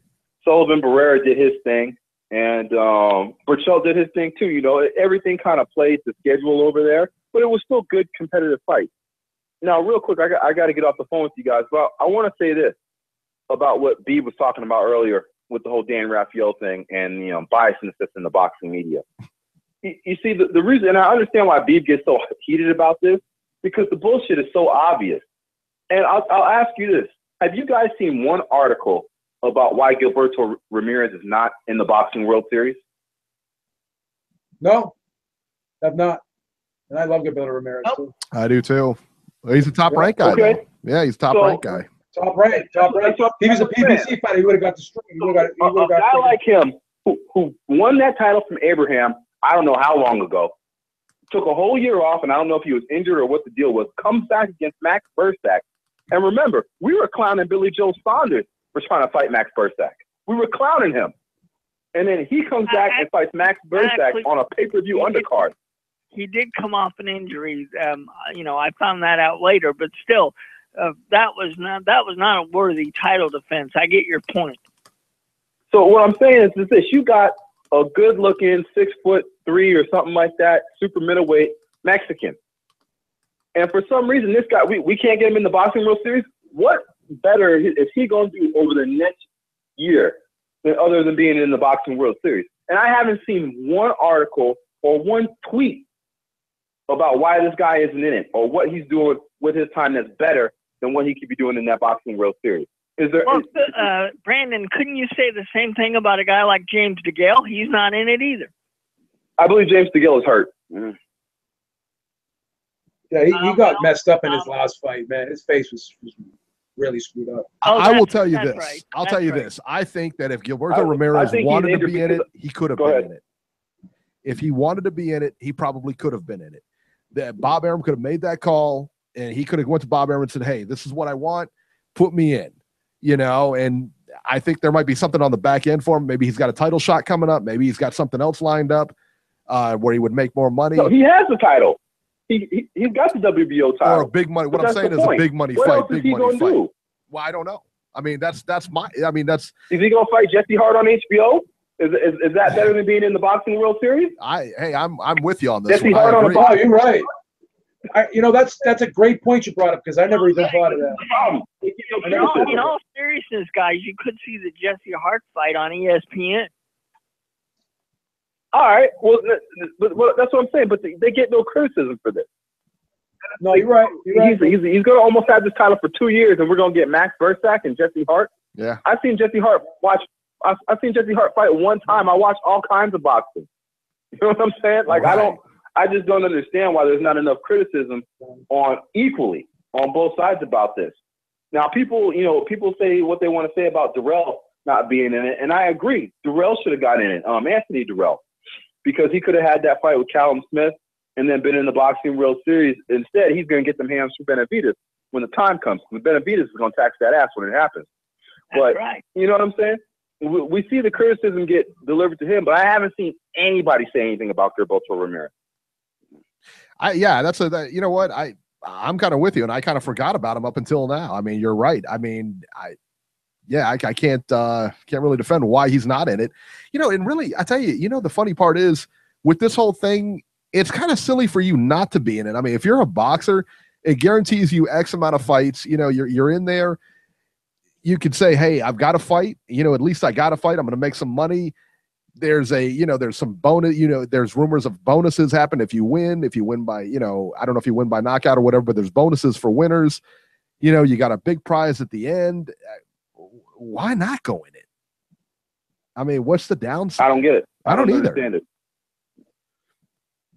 I don't understand it at all. Real quick, what did you guys think about Eubank?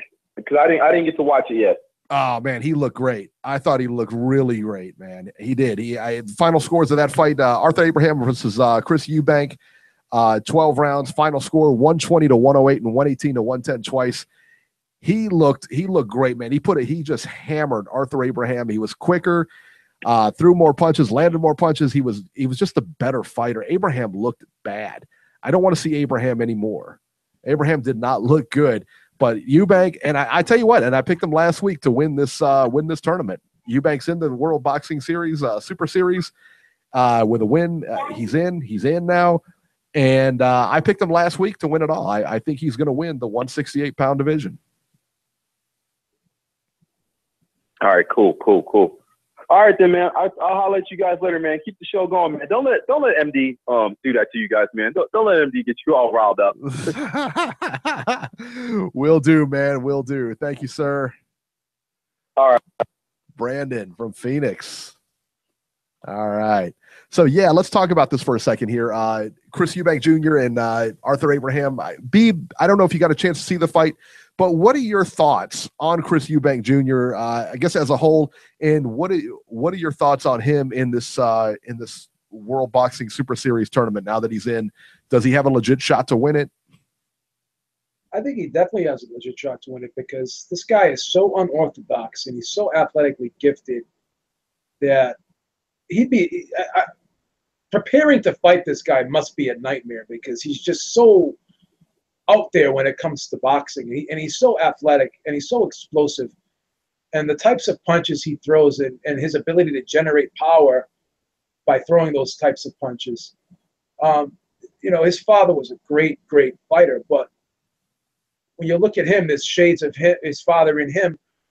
But it just seems to me like he appears to be bigger and a little bit more powerful than his father. He may not have boxing ability. He may not even be obviously not as good a fighter as his father, but I think he's athletically gifted a little bit more than his father. So yeah, I had high hopes for this guy. I thought the fight against Billy Joe Saunders was a close fight that could have went either way. I think this kid is legit. And when he was at 160, I really wanted to see him fight Danny Jacobs for that regular WBA title. I was very disappointed that fight couldn't get made. But, it's put up or shut up time for him. He's got a good amount of fights under his belt now. And, the marquee fights seem to have eluded him, whether it's his fault or whoever you want to put the blame on. Fact of the matter is, there was fights that were out there for him and they never materialized. And it's been disappointing that they haven't materialized. So hopefully, he does some good work in this tournament. makes for exciting fights in this tournament. And if he can, I think he could win this tournament. He definitely has a shot to win this tournament. And you know, the winner of this tournament, the sky's the limit for them, because this division at 168 seems to be heating up again. You know, Andre Ward left, and you know, you're gonna have other fighters leaving. Badu Jack's leaving or left already, whatever. But there's still, if James DeGale's still there, there's still a lot of good fighters out there. And as you said, this can't hurt by being in this tournament. This is good. This will definitely look good on the resume, winning a tournament like this. And hopefully this is, you know, we see this more often in the sport of boxing. But yeah, I'm excited about it. And yeah, he does have a legitimate chance to win this because he can punch, explosive, and he's dangerous. So yeah, he can win this. Definitely can win this. He has a shot. Absolutely. And then on the undercard of that fight this weekend, the Chris Eubank Jr., Arthur Abraham, on the undercard of that was Lee Selby versus Jonathan Barros. Selby, he won a unanimous decision, one-sided unanimous decision, 117, 110, 119, 108 twice. Selby, this was, I tell you what, and I just, you know, I read this a couple of days ago. Selby went into this fight. His mother passed away 4 days ago. And instead of canceling the fight and everything like that, he actually went ahead and fought and just won, you know, won a really one-sided decision. Looked very good in the fight. So, I mean, hey, hats off to him, man. That's not an easy thing to do, that's for sure. And then Selby said after the fight he wants Carl Frampton next. I don't mind that fight. I'm okay with that fight. I like it a lot. Yeah, it's a big fight over there. Why not? Why not? And then let's see here. Let's talk about real quick here. Let's go over the HBO card. Miguel Berchelt won a unanimous decision, 120 to 109, 119 to 108, and 116 to 111 over Takashi Miura. The fight was just okay for me. It wasn't anything major, and it's probably time for Miura to call it a career. Jezreel Corrales beat Robinson Castellanos. Majority decision here, 94. One judge had about 94 even. 94-93 for Corrales and 96-92 for Corrales. So got the majority decision there. Corrales knocked down twice in the third.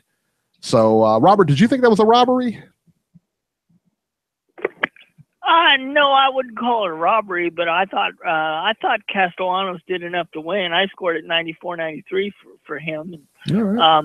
You know what? I hope I see these two again, because it was a competitive fight, and had that headbutt not occurred, it would have been very interesting to see what it would have looked like on the scorecards at the end of 12.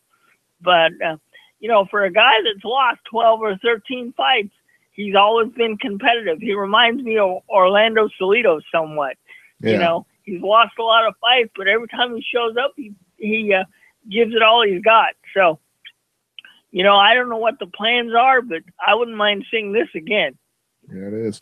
And then Joe Smith Jr. versus Sullivan Barrera. Smith started out hot, man. You know, he knocked Barrera down in the first, and when I saw that, as soon as I saw Barrera get up and he was okay, I said he's in trouble. I said that Smith Jr. is in trouble, because up until that point, Barrera was really, I thought, you know, on another level. You could see it right away. I thought you could see it right away. Smith knocked him down. Barrera gets up. I thought that Barrera won every round after that. I had it, 9 rounds to 1. If Smith, to me anyway, I could be wrong. Maybe. Yeah, I've been wrong before, that's for sure. If he wants to get serious, I think he needs to change trainers, and I think he needs to do this full time. I think it's a great story with him as working as I don't know, what is he, a bricklayer or construction guy? I don't know what he's a laborer. He's a laborer. Yeah, he's a all right. Whatever he does, man. I think it's time, you probably got enough money, man. I think that you need to settle down and do this, full time if you want to make a run at it, because it's got to be difficult having a full-time job and doing this too. And I think he has to change trainers too, because the only advice I heard was back him up. What was the other one? Do this for your family, your daughter's watching. Every round, Eric, they went to his corner every round, and it was always the same. You got to knock this guy out. They didn't have any kind of game plan. Nothing. I have to give them credit on one thing.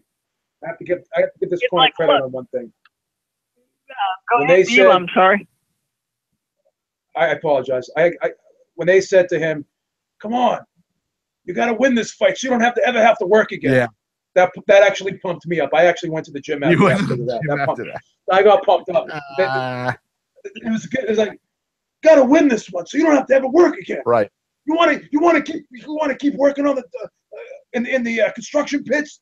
You got to win this one. Win this for your family. That's it. That's all they had. That's all they had. I was getting pumped up though. I have to admit. That's it. It doesn't take much to pump me up. Yeah, but no. In all seriousness, guys, when you're fighting a guy like Sullivan Barrera, who's been in the ring with Andre Ward and been in the ring with other top light heavyweights, you got to have a better game plan. Oh, come on, Joe. I mean, you got a knockout punch. That's what you're here for. You got to knock this guy out. Yeah. That is not a professional corner. You've got to go to a Ronnie Shields. You got to go to a Robert Garcia, Joel Diaz. Somebody that knows what they're doing as far as training you to give you other things to do besides depending on your power. His corner was more unprepared than he was, and that's bad. But let's credit Sullivan Barrera, because the great thing that he showed in this fight was versatility.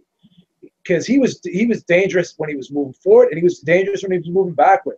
And he's been relegated to being categorized as just a crude mauling type slugger. And he's anything but that, because he did excellent counterpunching in this fight, great with his timing, worked great off his jab, and really gauged distance and established range very well in this fight. Made that one mistake, got hit with a shot he didn't see. But other than that, he put on a boxing clinic. He did a little bit of everything in this fight. Yeah, I thought he was aggressive. He was aggressive. He was very defensively responsible, and he was an outstanding counterpuncher in this fight. And that was the discouraging thing about Joe Smith, because no matter what he did, he could not get off, because his rhythm was always being disrupted by Barrera's jab, and also the great counterpunching he did, particularly when he got up close and Joe Smith put the earmuffs on and tried to dip down and go to the body. Before he could get his get set up in that position where he could dig to the body and bend his knees and get his hips twisted, he was met with an uppercut. So Sullivan Barrera did not let Joe Smith get off, because usually these power guys, they need to set their feet and they need to get established in order to deliver that one punch crushing blow. And credit to Barrera, he never let Joe Smith get established or get comfortable in there. And he put on an outstanding performance. And that just goes to show even what Kellerman said and what Lampley said, how good Andre Ward is, because people want to dismiss Andre Ward as just being this mauler, guy that pushes the envelope with the rules or what have you. And he took Sullivan Barrera to school. He basically won every round, knocked him down. And, what would a fight between Sullivan Barrera like right now? That's a great fight, in my opinion. Yeah.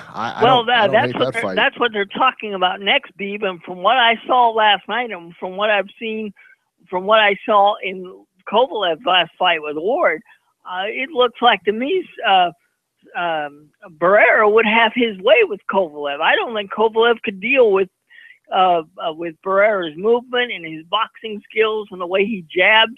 And right now, it looks like Sergey Kovalev, his confidence is shot. And if you're going to get a hold of him now and get him in the ring, now's probably the time to take advantage of him. Perfect time to get a hold of him. Yeah, for sure. Yeah. I tell you what, I don't know what brainchild decided to change this to a 10-round fight, but I tell you what, if Joe DeGuardia agreed to this, Joe Smith ought to fire that guy, because he needed a 12-round fight. I mean, in order to get this done, 12 rounds. I don't know what moron. Well, main events was the lead promoter here, so yeah. Then they want to talk about fair play and being on the up and up. It just goes to show you, yeah, this was real fair. Everyone does their. And Smith was a champion. Joe Smith was a champion coming in. Let's be honest about it, guys. 2 more rounds probably would not have made much of a difference. I don't know that. Yeah, I don't know that. Look at that first round. I don't know that. And he was still dangerous in the middle of the fight. He was still tagging him at times. And I want I want to say one other thing there. Jack Reese, who's looked upon as being a good. I cannot stand him as a referee. He goes in the corner. He goes in the corner and says, "What's going on with you, Joe? You're not fighting like you usually fight." Who does? Duh. He's not being allowed to fight like he usually fights. Credit Sullivan Rivera to that. Rocks from pillar to post. He was still coming forward, throwing punches, and you want to sit there and stop. This is getting retarded now with people going in the corner and trying to make. He was in his corner every time. I'm glad you brought that up because I was going to talk about this. He's your what referee? I mean, come on. What referee does that? I've never seen a referee in my life, and I've been following boxing for 45 years. I've never seen a referee go to a boxer's corner and say, "Now, wait a minute. I've never seen you fight like this." I mean, that's not the referee's job. I mean, the referee's job is to make sure that the fighter's okay and he can continue and things like that. But he's not supposed to go in the corner and say, "Well, I've never seen you fight like this. What's wrong with you?" I mean, that's basically what's next now? They're going to stop pulling the CompuBox numbers up too? Hey, you threw this amount of punches last fight, but you're not throwing the same amount of punches. What's wrong? I mean, they try to find any reason now to stop a fight now? Why don't he just go in there and try to corner for him? I mean, he would have done a better job than his other corner, but, look, man, you as a referee, look, you go in there and you ask him if he's okay, that's it. Then you get out of the corner. All right, you don't carry on a debate with the trainers or whatever, just get out of there. He's an idiot. He's an absolute moron. I can't stand Jack Reese.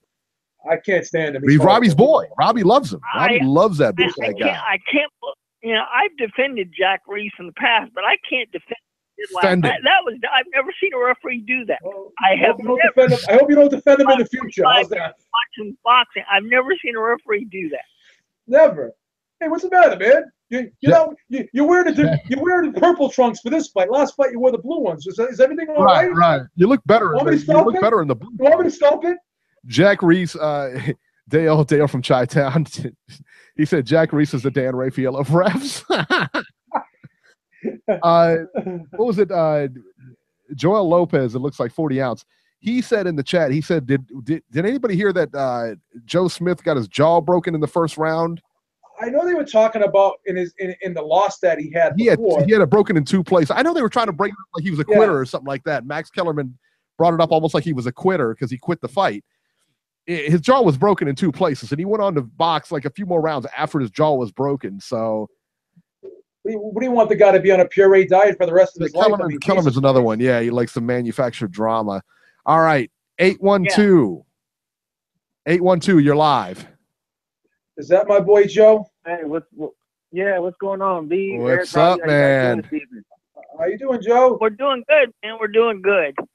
Good, man. I'll keep it quick. I didn't have the issue at all with the fights this weekend, man. Like I said, I just, coming in, I just enjoyed it, man. I try to look for some good stories, to follow in these fights. And the one that really, stood out to me on the PBC card was the Polish fighter, man. I actually got to meet him when I went to the Thurman fight last year. He was fighting on the undercard. Konotsky? And I was just kind of happy for him.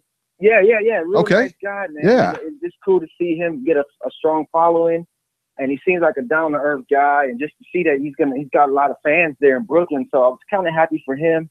I know, Skoka looked in great shape, man. But I think, the other guy he was more game and, a bit stronger. So I'm invested in his career because I'm a fan. I got to see him live, man. Yeah. So for me, it just makes me want to follow him. So I was happy that he got the win.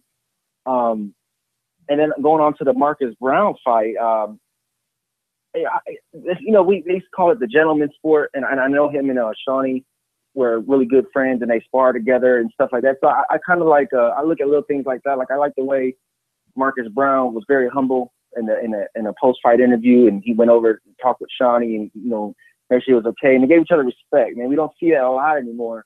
A lot of guys, check on fighters or just give respect. Sometimes guys after the fight are right away calling out somebody else or just bad mouthing people. So I kind of, tip my hat off to Brown for that. And then, Figueroa has always just been, he's been nonstop. He's a nonstop action fighter. I know a lot of people will question his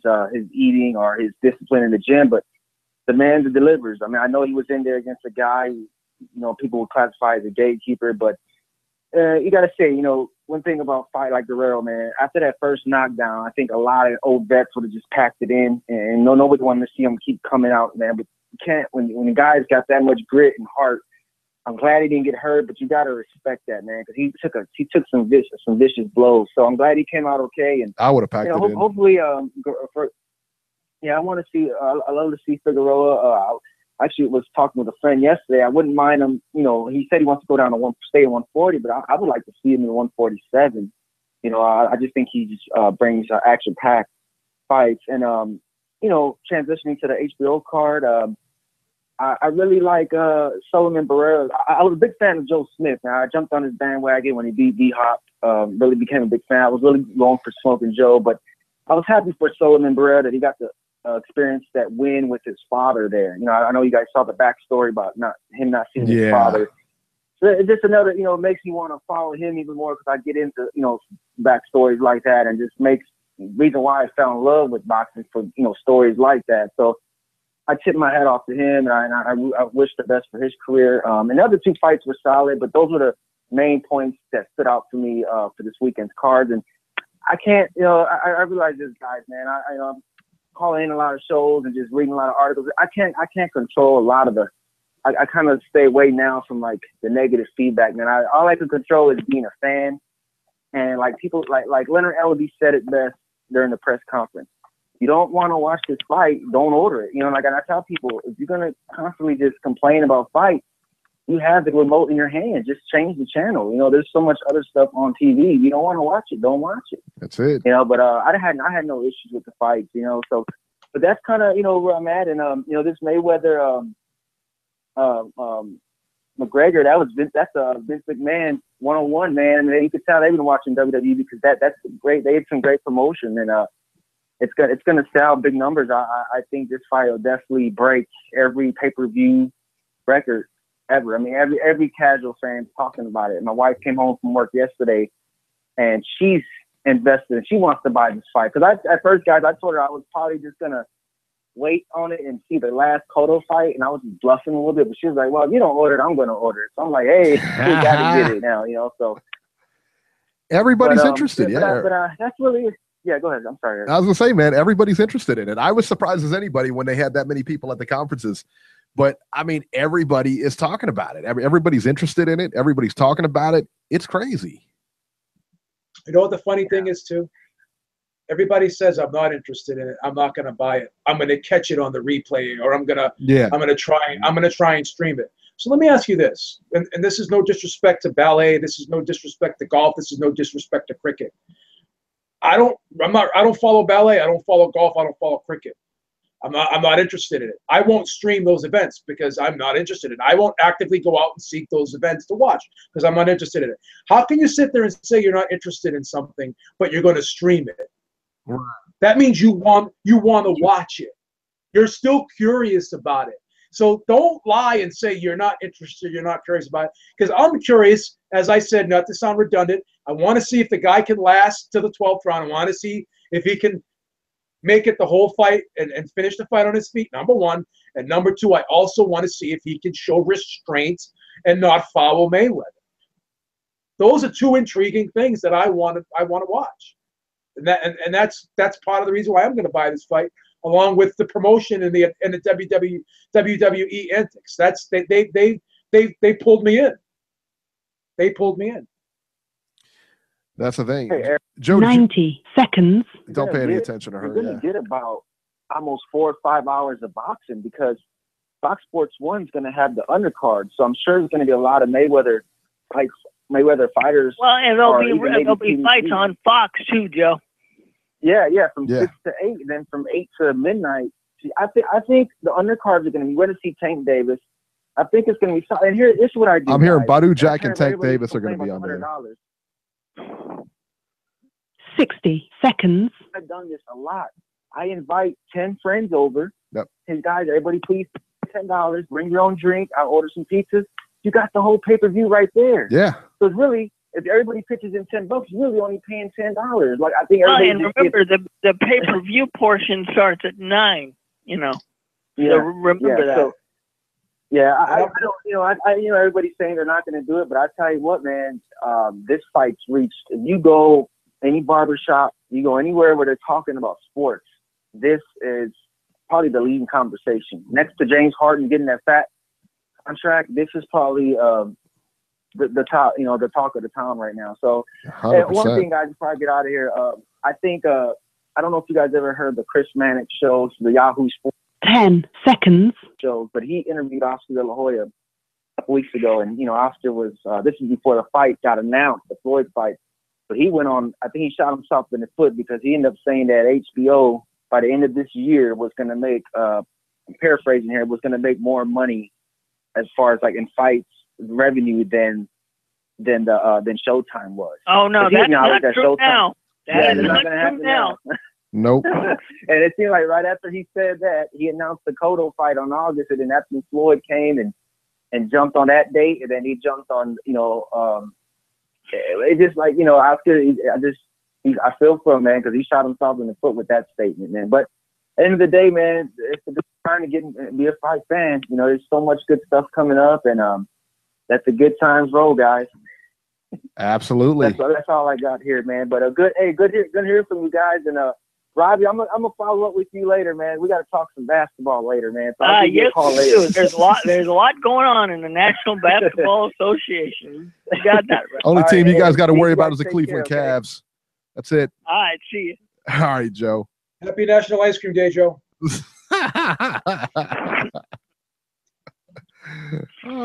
I love Joe's calls, man, and even the people in the chat say he's always so positive, man. I love Joe, man. If he worked for a suicide hotline, I don't think anyone would commit suicide. That guy's so positive. Yeah, absolutely. All right. Absolutely, man. All right, so let's go to the fights coming up here. Fights coming up, and it's barren. It is very barren. So let's go to the 21st and 22nd. Actually, we got fights on Tuesday, Eric. Do you have that? The 18th. Yeah, I sure do. Here on Tuesday, Miguel Flores. This is on PBC on Fox Sports. Miguel Flores versus Chris Avalos, 10 rounds featherweights. And Ahmed Albiali versus Leo Hall, 10 rounds light heavyweights. I would like to see Albiali fight again. And then Prince Charles Martin has been spotted on this undercard versus Mike Marone, 10 rounds heavyweights. So there you go. And then let's see here. On July 21st, that's a Saturday, or that's a Friday, on Telemundo. That's a 21st is a Friday, 22nd is a Saturday, Eric. Right. Antonio Moran versus Wilbert Lopez, 10 rounds lightweights. And on Facebook Live, Carlos Carlson versus Isaac Zarate, 8 rounds featherweights. And that's from Ontario, California. And from San Juan, Puerto Rico that Friday, Amanda Serrano versus Adina Kiss, 10 rounds for Serrano's WBO women's junior featherweight title. I know Robert will be tuned into that anyway. He could see it. Nope. And that is it. There is that's it. There's a card from Tokyo, but it's not televised. Ryoichi Taguchi versus Robert Barrera, 12 rounds for Taguchi's WBA junior flyweight title. That is it. That is it. You talk about barren. That is it. So that's okay. We'll make up for it next week because next week it'll. Oh yeah, we got the Bronner preview next week. It'll all be about Garcia and Broner, man. We got the Bronner bludgeoning next week. He's going to kill Mikey Garcia. I'll tell you how he's going to do that. All that other good stuff. News and rumors this week. Good luck. Of course, the train wreck of the week had to be the mayor of the Mayweather-McGregor press conference. They went through 4 tours. Tour stops L.A., Toronto, New York, and London. In Toronto, they had 17,000 people. In London, they had over 20,000 people. And in L.A., they had 15,000, I think. I'm not sure how many they had in New York, but I know it was packed. Some of the highlights from it, the chance of pay your taxes to Mayweather. And I tell you what, man, if you saw this, man, McGregor just went in on Mayweather. He went in on Mayweather for all kinds. I've never seen Mayweather get treated like that at a press conference, man. It was pretty unbelievable. If you haven't seen it, go to Ringside Reporter. We have the videos up. You can watch all of them on there. So go check them out. The pay-per-view cost, you heard us talk about it here. The Mayweather-McGregor pay-per-view cost will be $99.95 for high def. Nobody's paying for it in standard. $100. It's going to cost you to watch this. There you go. And I'm buying for Robbie. I'm gonna PayPal it. Well, I'm calling up DirecTV. I'm giving Robbie's account number and email address, and I'm buying Robbie's pay-per-view for August 26th. Pittsburgh Brew in the chat said that fight won't do 50K.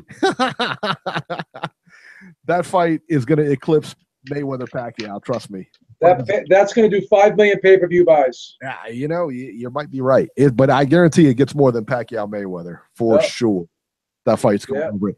I've never seen buzz around a fight. Pacquiao got 4.6, so 5 million is a strong possibility. You know what? This fight may have more buzz around it than the Mayweather Pacquiao fight. I've never seen you. I mean, look at that press tour. That was insane. It's being promoted way better than Pacquiao Mayweather. Well, because you got a guy. Both guys are jawing at each other. Pacquiao just kind of stood there, and it's. I mean, that's you know, it's jawing is not what he does, you know. But I tell you what, man, it's unreal. I mean, these two guys jawing at each other and everything like that. That's going to sell a fight, man. Yeah, he said Ireland alone will sell out. Yeah, absolutely.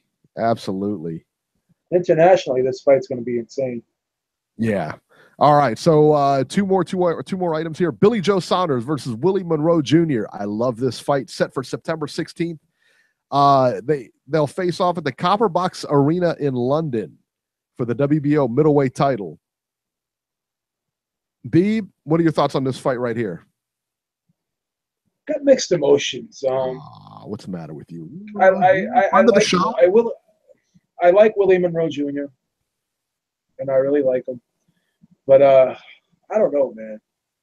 I don't know. There's just something missing with this kid. He can box, but seems to be easy to hurt, and once he gets hurt, he goes into defensive mode and doesn't offer up much offense. So that's the thing, because Billy Joe Saunders can punch a little bit.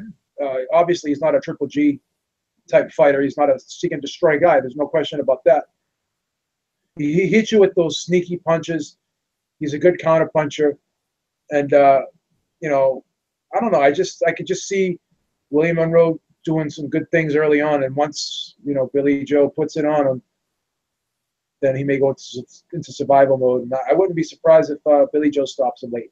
So, but hopefully it's more competitive than I think it's going to be, and hopefully it turns out to be a good fight, because Billy Joe Saunders has been lately and has been putting in some subpar performances, but I don't think he's going to underestimate Willie Monroe, and I think he's looking for a big payday, so he can't afford to risk taking a loss and derailing his chances of getting a mega fight with the winner of Canelo Golovkin, because that's a real good possibility.